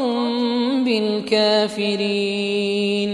يوم يغشاهم العذاب من فوقهم ومن تحت أرجلهم ويقول ذوقوا ما كنتم تعملون يا عبادي الذين آمنوا إن أرضي واسعة فإياي فاعبدون كل نفس ذائقة الموت ثم إلينا ترجعون والذين آمنوا وعملوا الصالحات لنبوئنهم من الجنة غرفا تجري من تحتها الأنهار خالدين فيها نعم أجر العاملين الذين صبروا وعلى ربهم يتوكلون وكأين من دابة لا تحمل رزقها الله يرزقها وإياكم وهو السميع العليم ولئن سألتهم من خلق السماوات والأرض وسخر الشمس والقمر ليقولن الله فأنى يؤفكون الله يبسط الرزق لمن يشاء من عباده ويقدر له إن الله بكل شيء عليم ولئن سألتهم من نزل من السماء ماء فأحيا به الأرض من بعد موتها ليقولن الله قل الحمد لله بل أكثرهم لا يعقلون وما هذه الحياة الدنيا إلا لهو ولعب وإن الدار الآخرة لهي الحيوان لو كانوا يعلمون فإذا ركبوا في الفلك دعوا الله مخلصين له الدين فلما نجاهم إلى البر إذا هم يشركون ليكفروا بما آتيناهم وليتمتعوا فسوف يعلمون أولم يروا أنا جعلنا حرما آمنا ويتخطف الناس من حولهم أفبالباطل يؤمنون وبنعمة الله يكفرون ومن أظلم ممن افترى على الله كذبا أو كذب بالحق لما جاءه أليس في جهنم مثوى للكافرين والذين جاهدوا فينا لنهدينهم سبلنا وإن الله لمع المحسنين.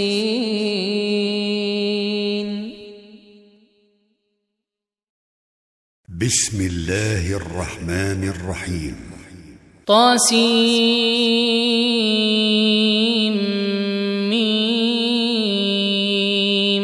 تلك آيات الكتاب المبين نتلو عليك من نبأ موسى وفرعون بالحق لقوم يؤمنون إن فرعون علا في الأرض وجعل أهلها شيعا يستضعف طائفة منهم يذبح أبناءهم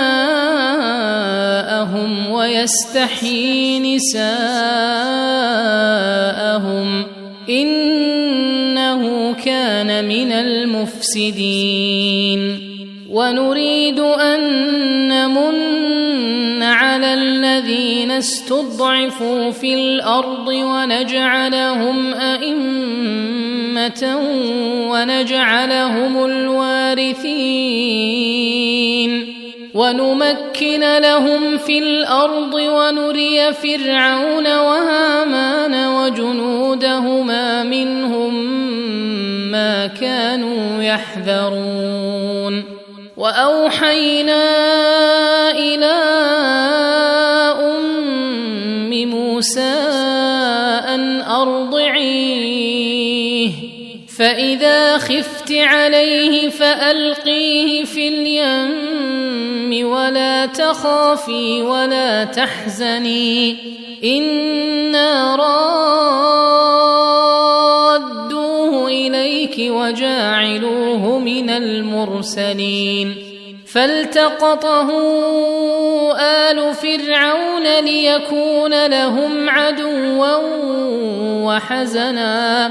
إن فرعون وهامان وجنودهما كانوا خاطئين وقالت امرأة فرعون قرة عين لي ولك لا تقتلوه عسى أن ينفعنا أو نتخذه ولدا وهم لا يشعرون وأصبح فؤاد أم موسى فارغا إن كادت لتبدي به لولا أن ربطنا على قلبها لتكون من المؤمنين وقالت لأخته قصيه فبصرت به عن جنب وهم لا يشعرون وحرمنا عليه المراضع من قبل فقالت هل أدلكم على أهل بيت يكفلونه لكم وهم له ناصحون فرددناه إلى أمه كي تقر عينها ولا تحزن ولتعلم أن وعد الله حق ولكن أكثرهم لا يعلمون ولما بلغ أشده واستوى آتيناه حكما وعلما وكذلك نجزي المحسنين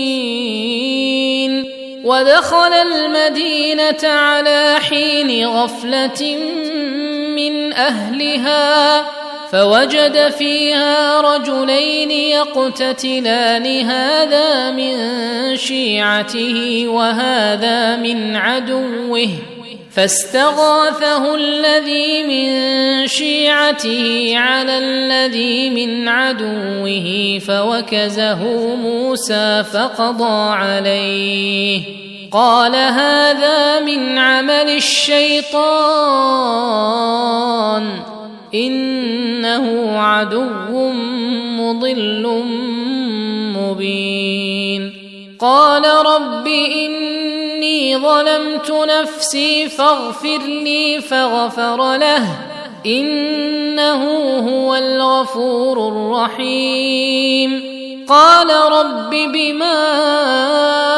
أنعمت علي فلن أكون ظهيرا للمجرمين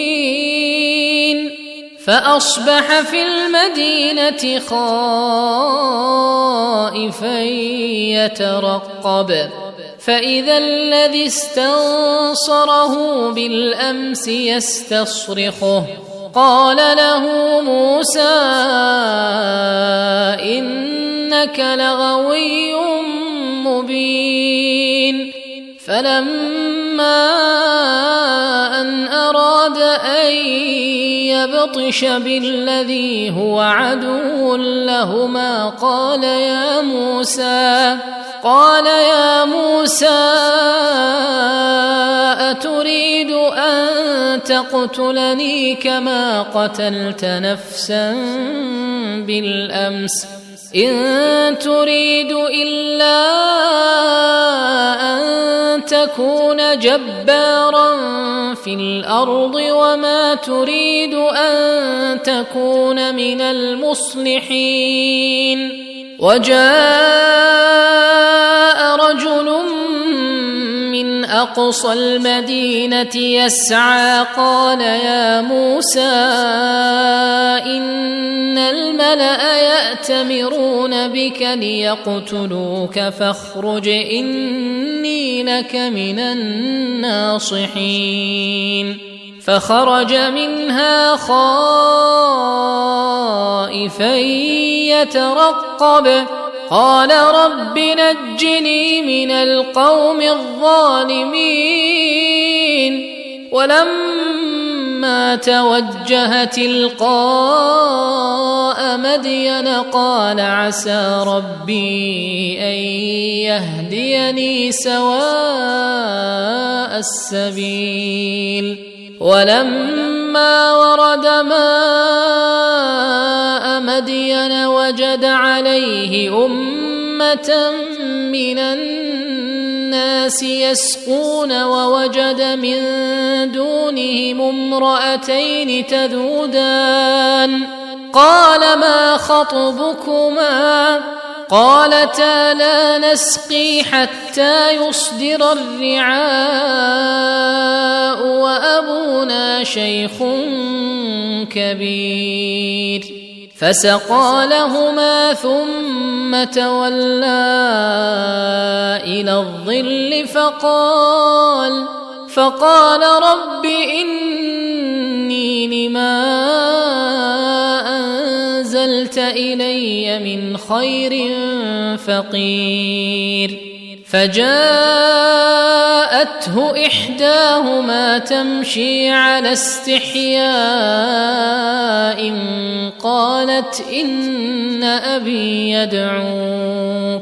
قالت إن أبي يدعوك ليجزيك أجر ما سقيت لنا فلما جاءه وقص عليه القصص قال لا تخف نجوت من القوم الظالمين قالت إحداهما يا أبت استأجره إن خير من استأجرت القوي الأمين قال إني أريد أن أنكحك إحدى ابنتي هاتين على أن تأجرني 8 حجج فإن أتممت 10 فمن عندك وما أريد أن أشق عليك ستجدني إن شاء الله من الصالحين قال ذلك بيني وبينك أيما الأجلين قضيت فلا عدوان علي والله على ما نقول وكيل فلما قضى موسى الأجل وسار بأهله آنس من جانب الطور نارا قال لأهلهم كثوا إني آنست نارا لعلي آتيكم منها بخبر أو جذوة من النار لعلكم تصطلون فلما أتاها نودي من شاطئ الوادي الأيمن في البقعة المباركة من الشجرة أي يا موسى إني أنا الله رب العالمين وأن ألق عصاك فلما رآها تهتز كأنها جان ولا مدبرا ولم يعقب يا موسى أقبل ولا تخف إنك من الآمنين أسلك يدك في جيبك تخرج بيضاء من غير سوء واضمم إليك جناحك من الرهب فذلك برهانان من ربك إلى فرعون وملئه إنهم كانوا قوما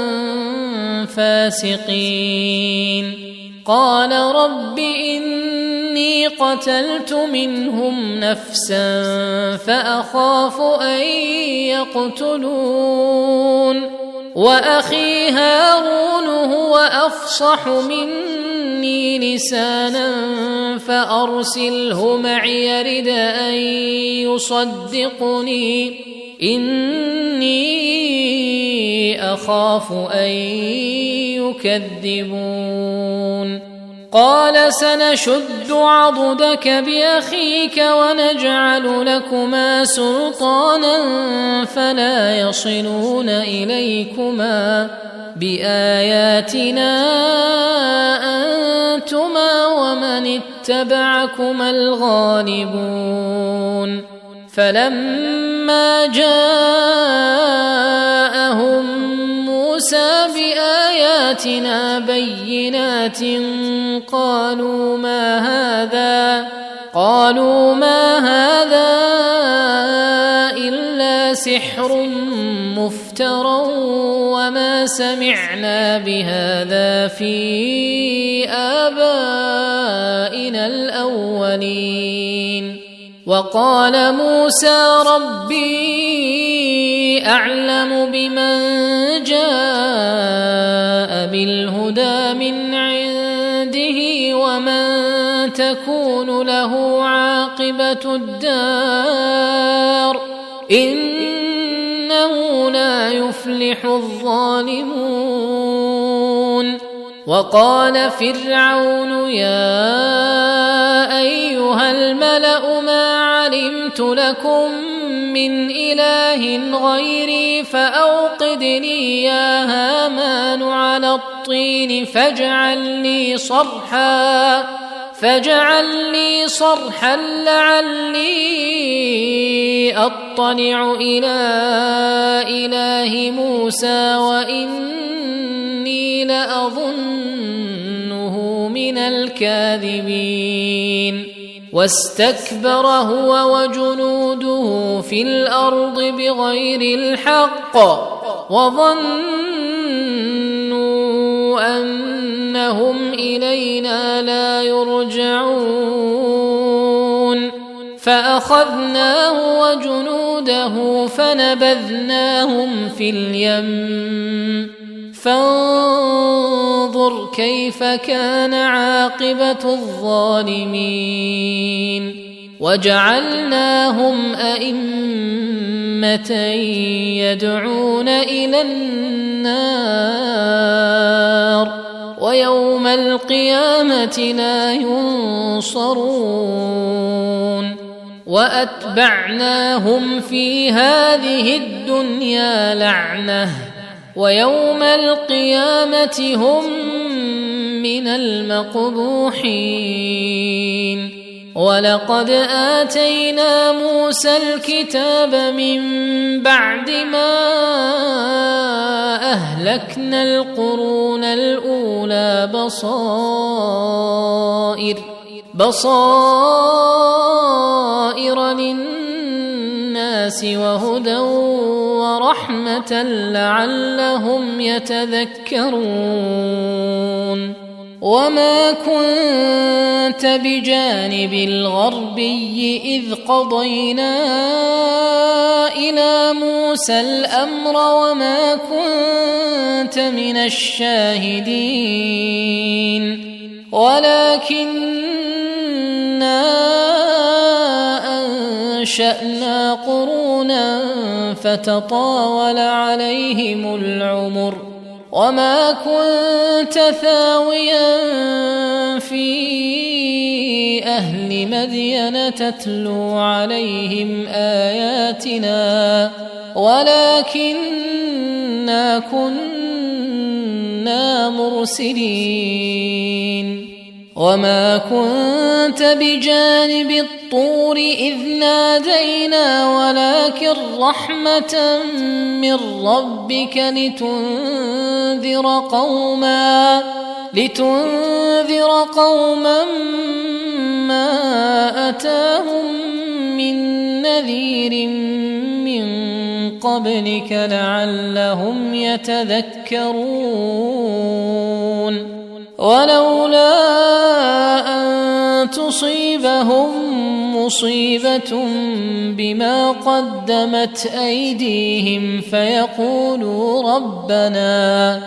فيقولوا ربنا لولا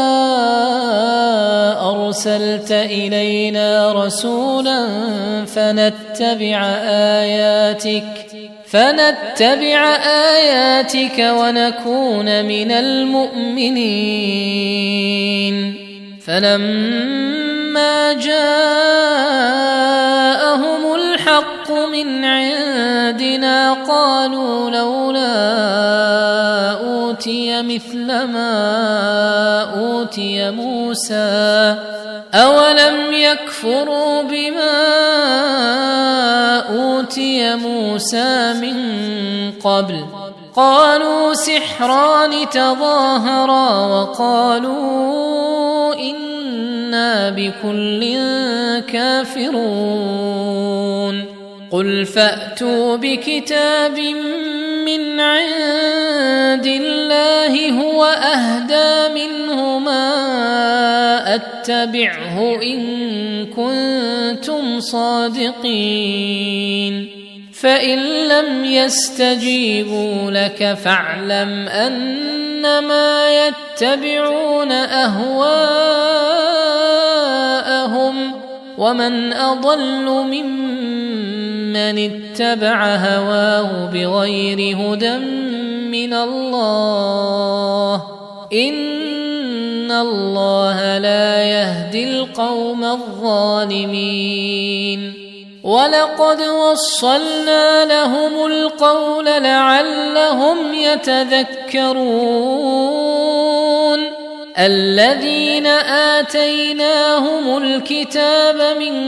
قبله هم به يؤمنون وإذا يتلى عليهم قالوا آمنا به إنه الحق من ربنا إنا كنا من قبله مسلمين أولئك يؤتون أجرهم مرتين بما صبروا ويدرؤون بالحسنة السيئة ومما رزقناهم ينفقون وإذا سمعوا اللغو أعرضوا عنه وقالوا لنا أعمالنا ولكم أعمالكم سلام عليكم لا نبتغي الجاهلين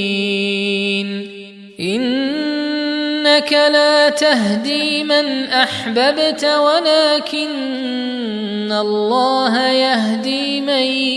يشاء وهو أعلم بالمهتدين. وقالوا إن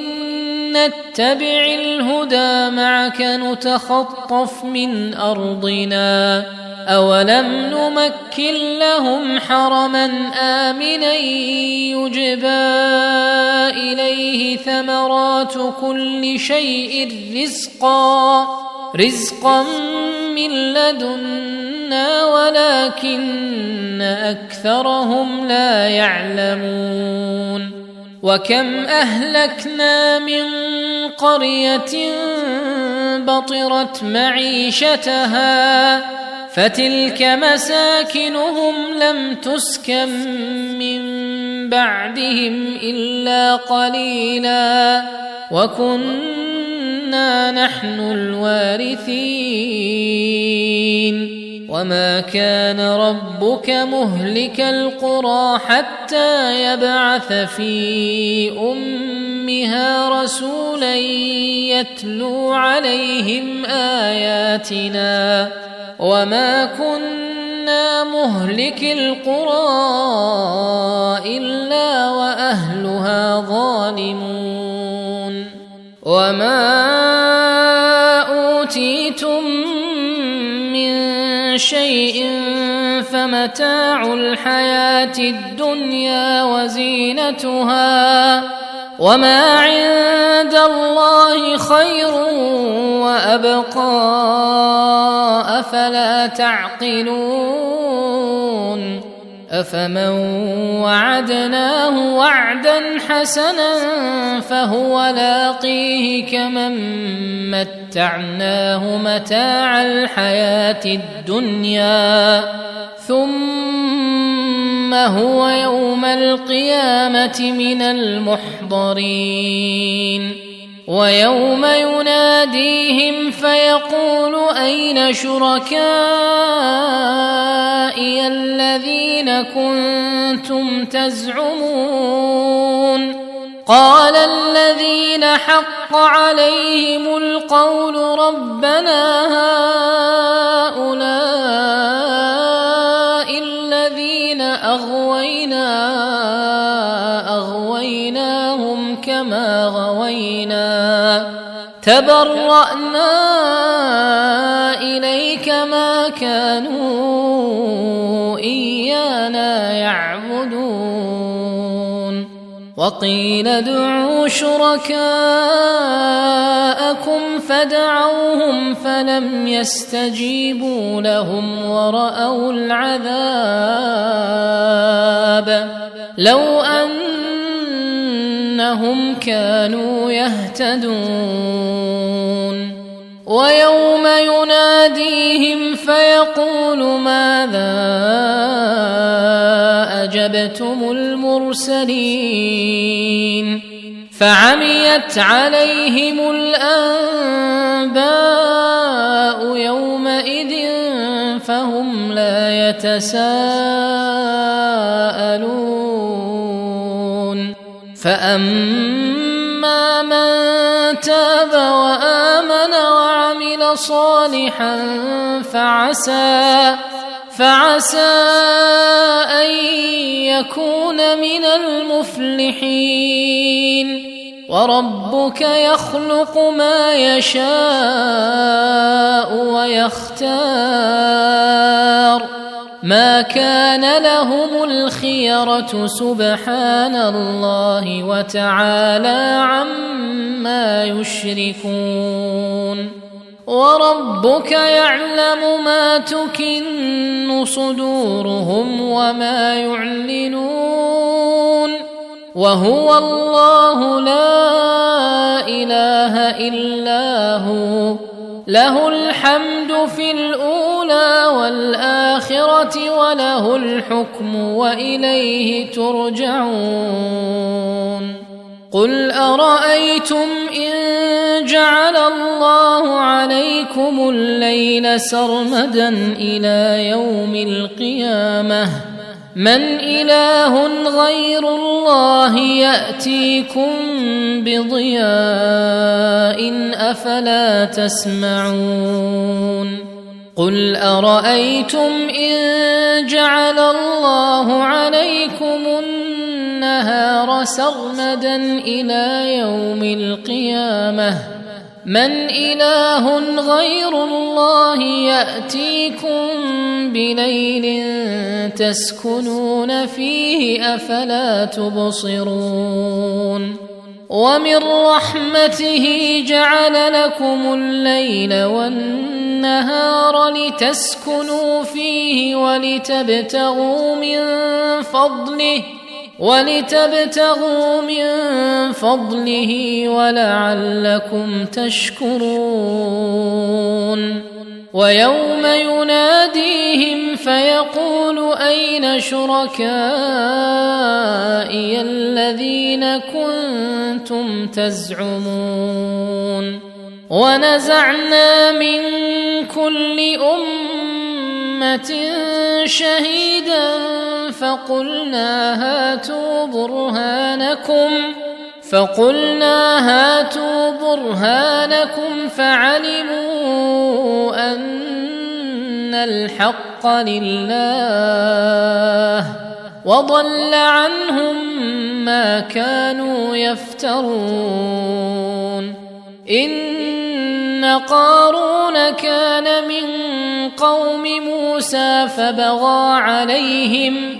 وآتيناه من الكنوز ما إن مفاتحه لتنوء بالعصبة أولي القوة إذ قال له قومه لا تفرح إن الله لا يحب الفرحين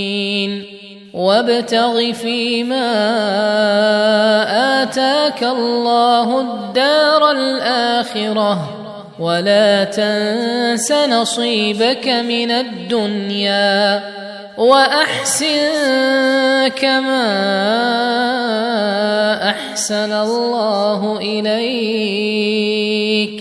ولا تبغ الفساد في الأرض إن الله لا يحب المفسدين قال إنما أوتيته على علم عندي أولم يعلم أن الله قد أهلك من قبله من القرون من هو أشد منه قوة وأكثر جمعا ولا يسأل عن ذنوبهم المجرمون فخرج على قومه في زينته قال الذين يريدون الحياة الدنيا يا ليت لنا مثل ما أوتي قارون إنه لذو حظ عظيم وقال الذين أوتوا العلم ويلكم ثواب الله خير لمن آمن وعمل صالحا ولا يلقاها إلا الصابرون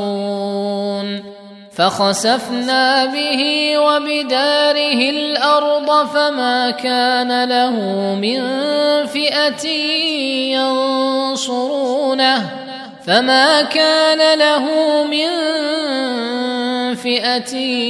ينصرونه من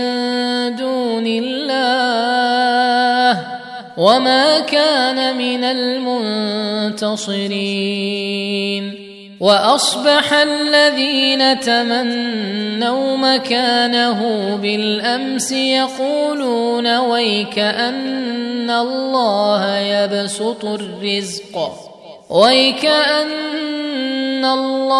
يبسط الرزق لمن يشاء من عباده ويقدر لولا أمن الله علينا خسف بنا ويكأنه لا يفلح الكافرون تلك الدار الآخرة نجعلها للذين لا يريدون علوا في الأرض ولا فسادا والعاقبة للمتقين من جاء بالحسنة فله خير منها ومن جاء بالسيئة فلا يجزى الذين عملوا السيئات إلا ما كانوا يعملون إن الذي فرض عليك القرآن لرادك إلى معاد قل ربي أعلم من جاء بالهدى ومن هو في ضلال مبين وما كنت ترجو أن يلقى إليك الكتاب إلا رحمة من ربك فلا تكونن ظهيرا للكافرين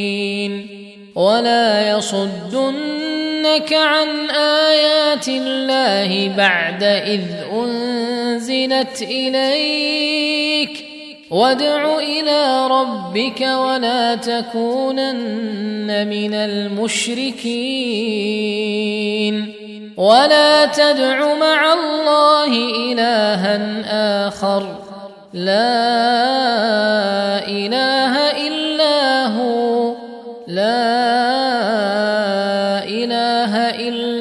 هو كل شيء هالك إلا وجهه له الحكم وإليه ترجعون بسم الله الرحمن الرحيم طاسين تلك آيات القرآن وكتاب مبين هدى وبشرى للمؤمنين الذين يقيمون الصلاة ويؤتون الزكاة وهم بالآخرة هم يوقنون إن الذين لا يؤمنون بالآخرة زينا لهم أعمالهم فهم يعمهون أولئك الذين لهم سوء العذاب وهم في الآخرة هم الأخسرون وإنك لتلقى القرآن من لدن حكيم عليم إذ قال موسى لأهله إني آنست نارا سآتيكم منها بخبر أو آتيكم بشهاب قبس لعلكم تصطلون فلما جاءها نودي أن بورك من في النار ومن حولها وسبحان الله رب العالمين يا موسى إنه أنا الله العزيز الحكيم وألق عصاك فلما رآها تهتز كأنها جان ولا مدبرا ولم يعقب يا موسى لا تخف إني لا يخاف لدي المرسلون إلا من ظلم ثم ثم بدل حسنا بعد سوء فإني غفور رحيم وأدخل يدك في جيبك تخرج بيضاء من غير سوء في 9 آيات إلى فرعون وقومه إنهم كانوا قوما فاسقين فلما جاءتهم آياتنا مبصرة قالوا هذا سحر مبين وجحدوا بها واستيقنتها أنفسهم ظلما وعلوا فانظر كيف كان عاقبة المفسدين ولقد آتينا داود وسليمان علما وقال الحمد لله الذي فضلنا على كثير من عباده المؤمنين وورث سليمان داود وقال يا أيها الناس علمنا منطق الطير وأوتينا من كل شيء إن هذا لهو الفضل المبين وحشر لسليمان جنوده من الجن والإنس والطير فهم يوزعون حتى إذا أتوا على واد النمل قالت نملة يا أيها النمل ادخلوا مساكنكم لا يحطمنكم سليمان وجنوده وهم لا يشعرون فتبسم ضاحكا من قولها وقال رب أوزعني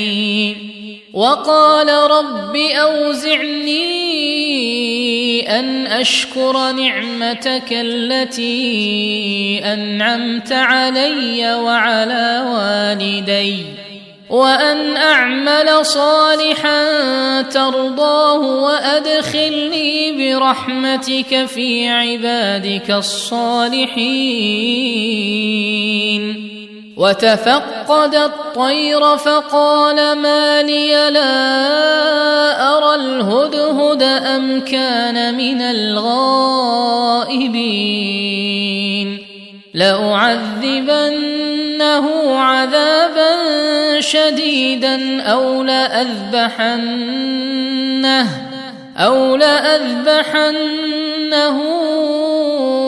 أو ليأتيني بسلطان مبين فمكث غير بعيد فقال أحطت بما لم تحط به وجئتك من سبأ بنبأ يقين إني وجدت امرأة تملكهم وأوتيت من كل شيء ولها عرش عظيم وجدتها وقومها يسجدون للشمس من دون الله وزين لهم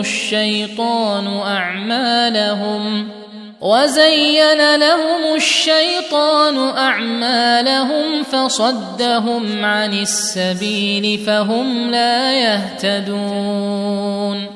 ألا يسجدوا لله الذي يخرج الخبأ في السماوات والأرض ويعلم ما تخفون وما تعلنون الله لا إله إلا هو رب العرش العظيم قال سننظر أصدقت أم كنت من الكاذبين اذهب بكتابي هذا فألقه إليهم ثم تول عنهم فانظر ماذا يرجعون قالت يا أيها الملأ إني ألقي إلي كتاب كريم إنه من سليمان وإنه بسم الله الرحمن الرحيم ألا تعلوا علي وأتوني مسلمين قالت يا أيها الملأ أفتوني في أمري ما كنت قاطعة أمرا حتى تشهدون قالوا نحن أولو قوة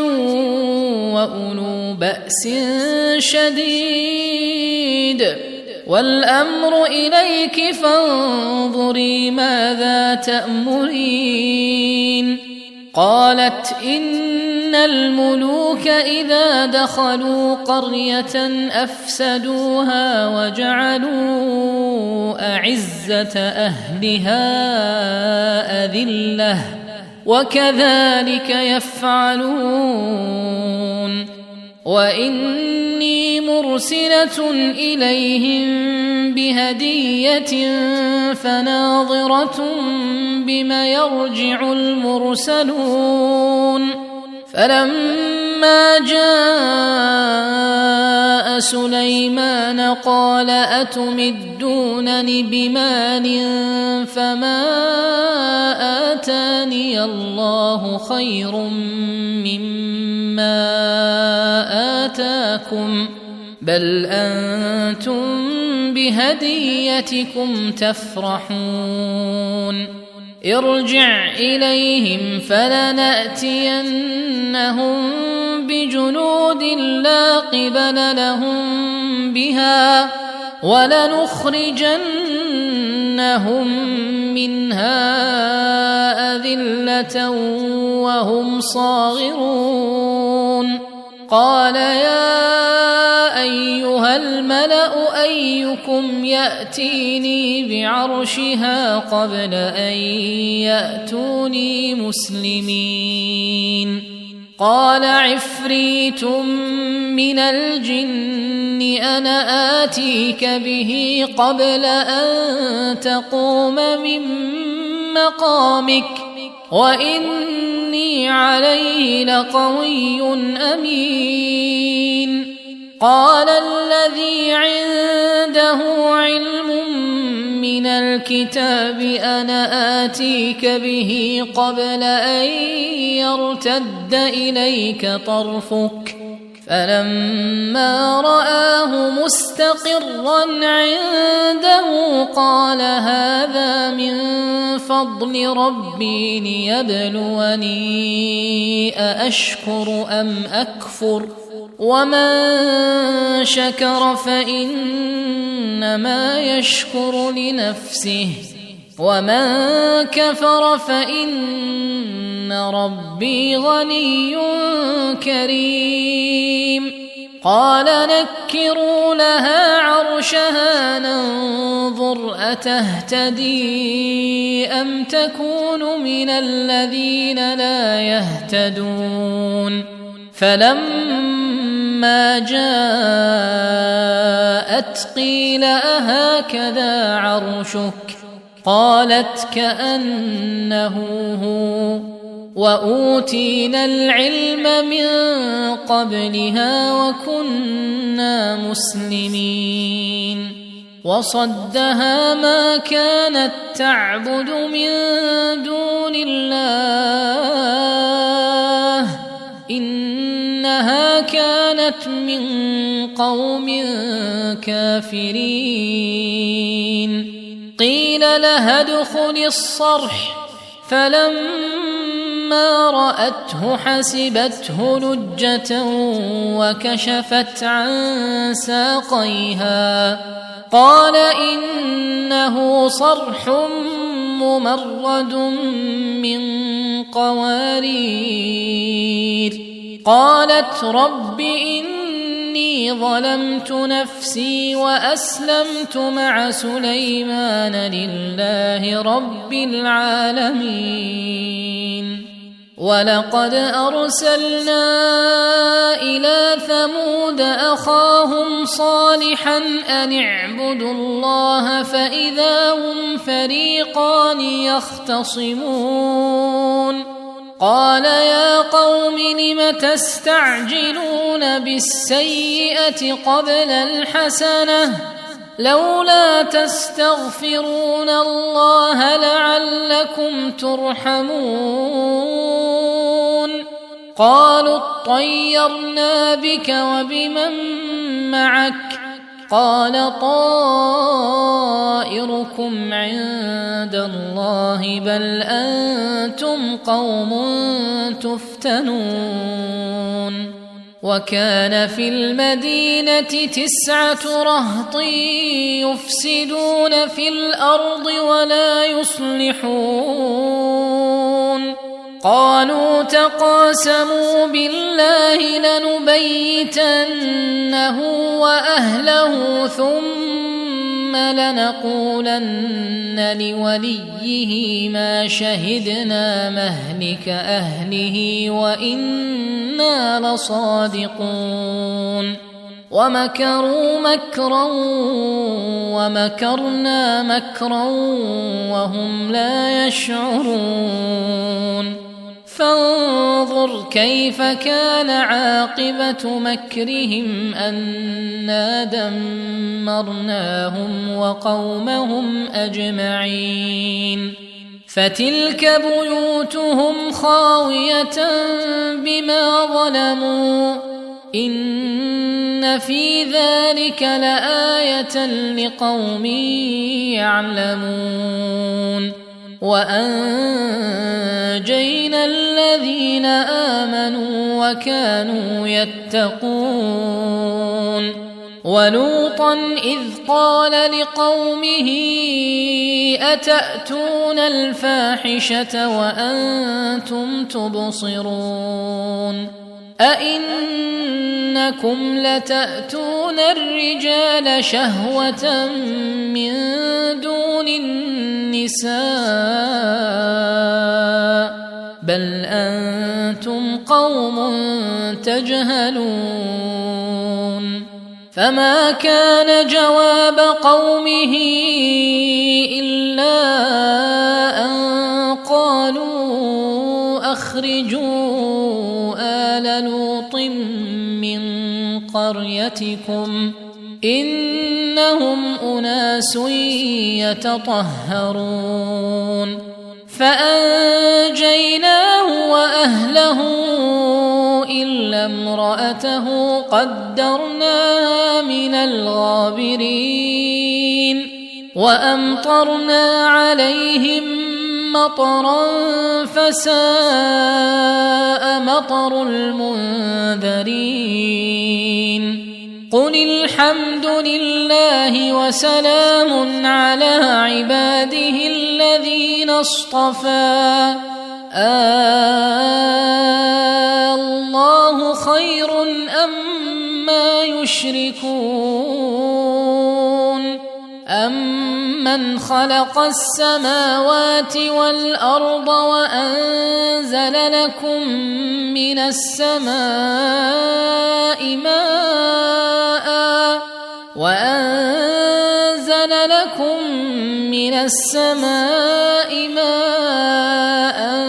فأنبتنا به حدائق ذات بهجة ما كان لكم أن تنبتوا شجرها أإله مع الله بل هم قوم يعدلون أمن جعل الأرض قرارا وجعل خلالها أنهارا وجعل لها رواسي وجعل بين البحرين حاجزا أإله مع الله بل أكثرهم لا يعلمون أمن يجيب المضطر إذا دعاه ويكشف السوء ويجعلكم خلفاء الأرض أإله مع الله قليلا ما تذكرون أمن يهديكم في ظلمات البر والبحر ومن يرسل الرياح بشرا بين يدي رحمته أإله مع الله تعالى الله عما يشركون أمن يبدأ الخلق ثم يعيده ومن يرزقكم من السماء والأرض أإله مع الله قل هاتوا برهانكم إن كنتم صادقين قل لا يعلم من في السماوات والأرض الغيب إلا الله وما يشعرون أيان يبعثون بل ادارك علمهم في الآخرة بل هم في شك منها بل هم منها عمون وقال الذين كفروا أئذا كنا ترابا وآباؤنا أئنا لمخرجون لقد وعدنا هذا نحن وآباؤنا من قبل إن هذا إلا أساطير الأولين قل سيروا في الأرض فانظروا كيف كان عاقبة المجرمين ولا تحزن عليهم ولا تكن في ضيق مما يمكرون ويقولون متى هذا الوعد إن كنتم صادقين قل عسى أن يكون ردف لكم بعض الذي تستعجلون وإن ربك لذو فضل على الناس ولكن أكثرهم لا يشكرون وإن ربك ليعلم ما تكن صدورهم وما يعلنون وما من غائبة في السماء والأرض إلا في كتاب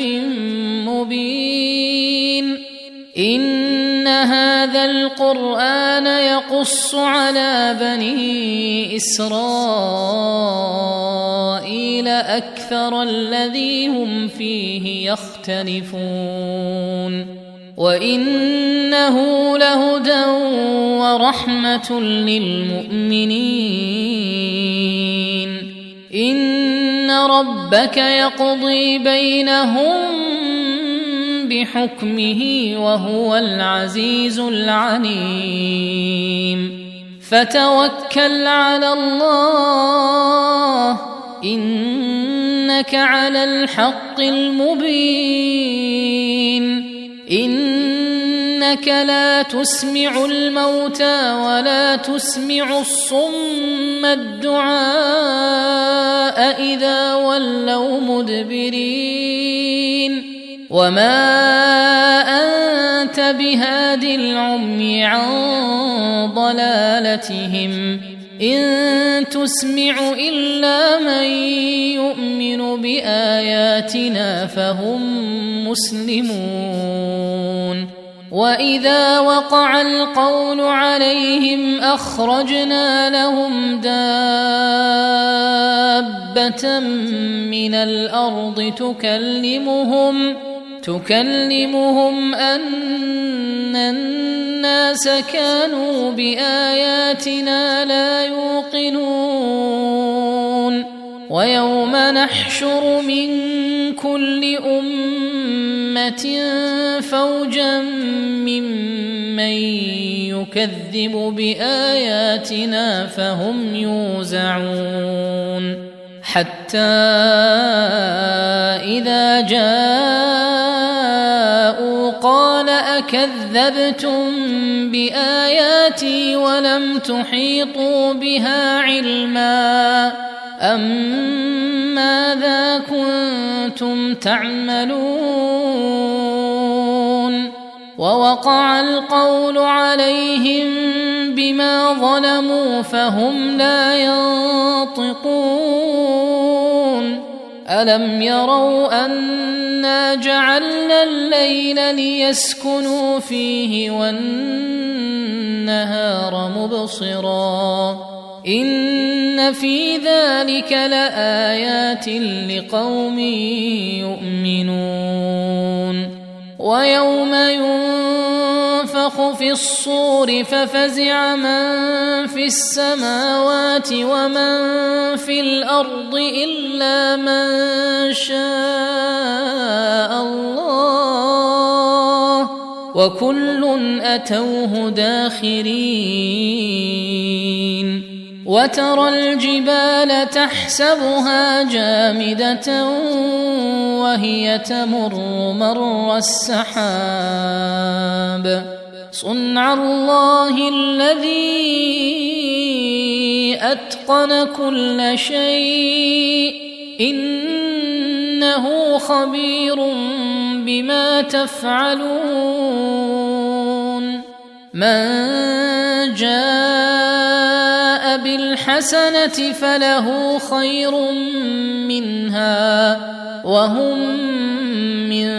فزع يومئذ آمنون ومن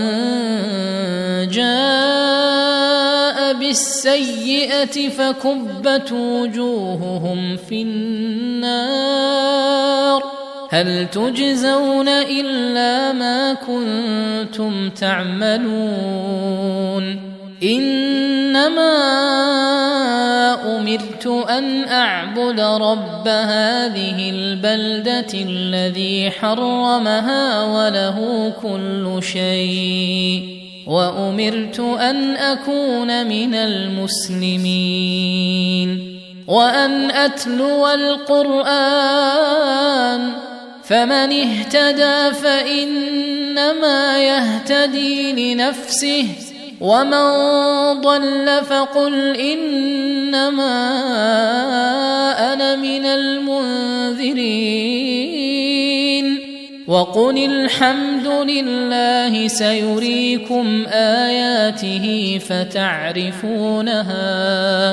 وما ربك بغافل عما تعملون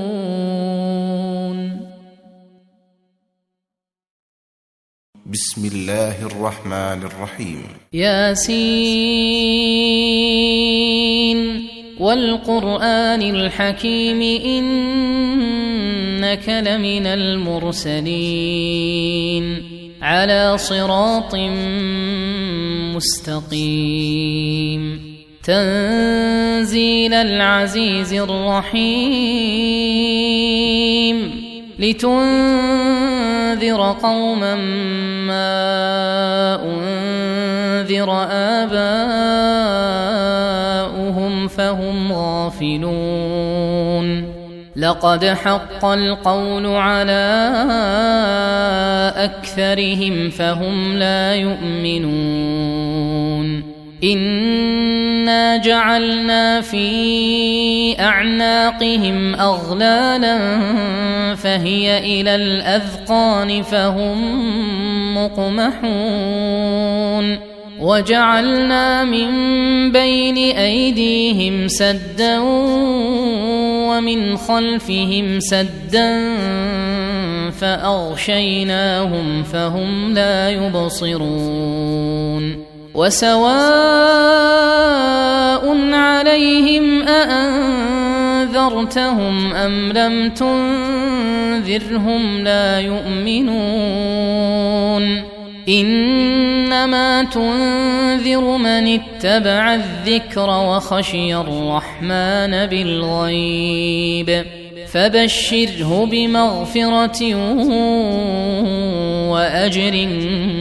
كريم إنا نحن نحيي الموتى ونكتب ما قدموا وآثارهم وكل شيء أحصيناه في إمام مبين واضرب لهم مثلا أصحاب القرية إذ جاءها المرسلون إذ أرسلنا إليهم 2 فكذبوهما فعززنا بثالث فقالوا إنا إليكم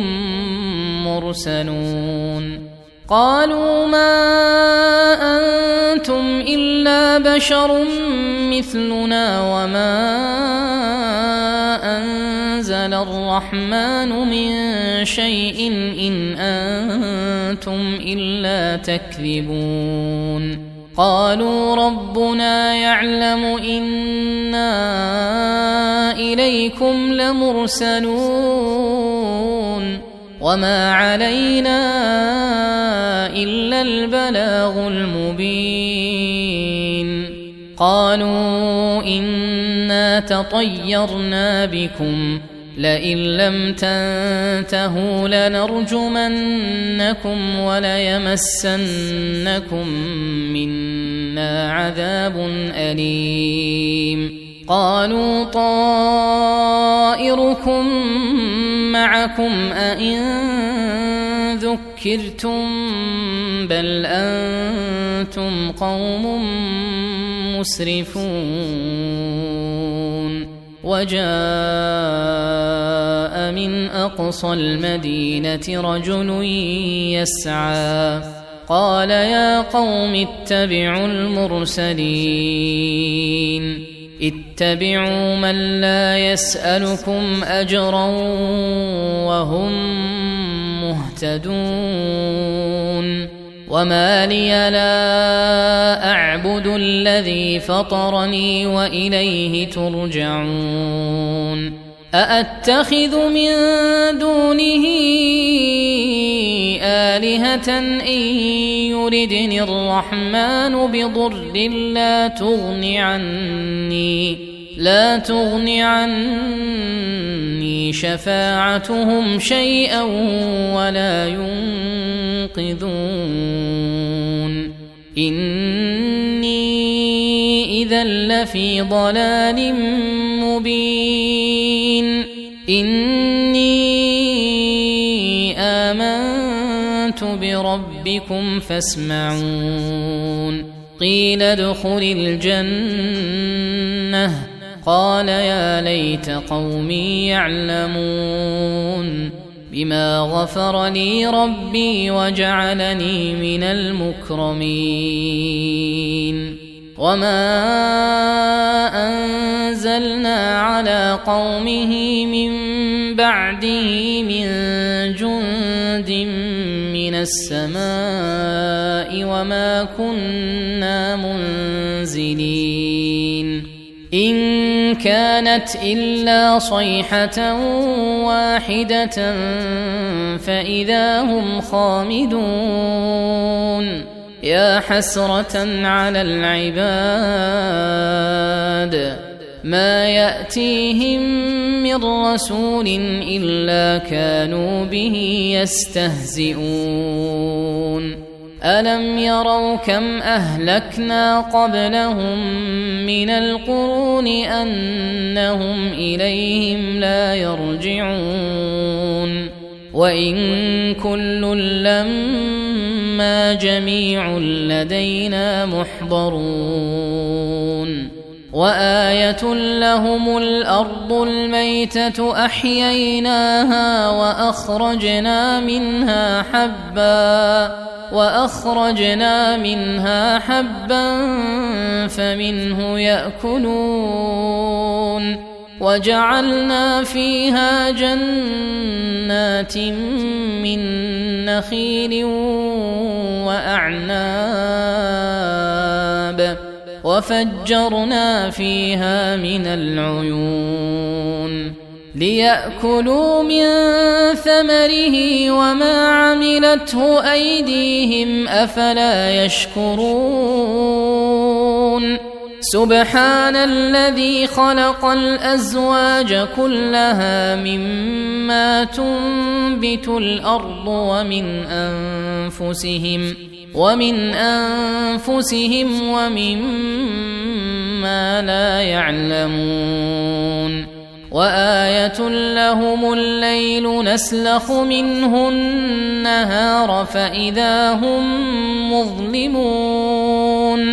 والشمس تجري لمستقر لها ذلك تقدير العزيز العليم والقمر قدرناه منازل حتى عاد كالعرجون القديم لا الشمس ينبغي لها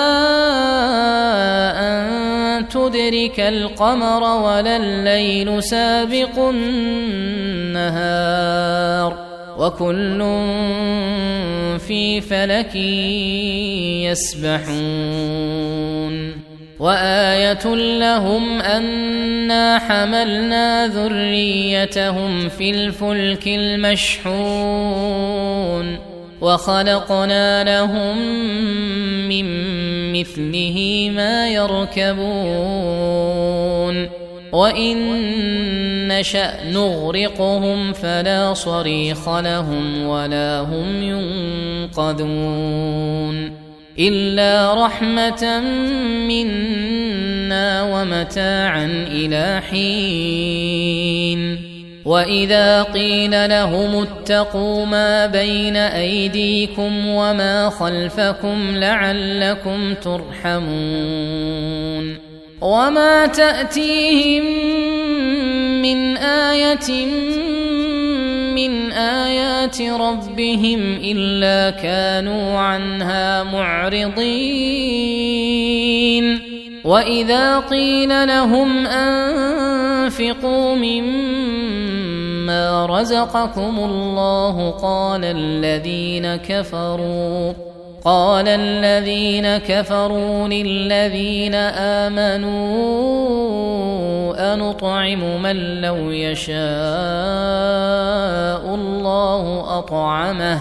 إن أنتم إلا في ضلال مبين ويقولون متى هذا الوعد إن كنتم صادقين ما ينظرون إلا صيحة واحدة تأخذهم وهم يخصمون فلا يستطيعون توصية ولا إلى أهلهم يرجعون ونفخ في الصور فإذا هم من الأجداث إلى ربهم ينسلون قالوا يا ويلنا من بعثنا من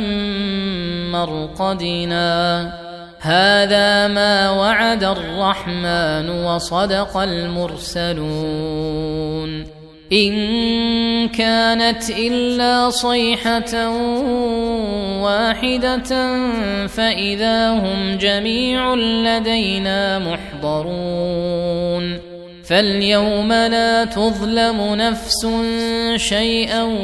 ولا تجزون إلا ما كنتم تعملون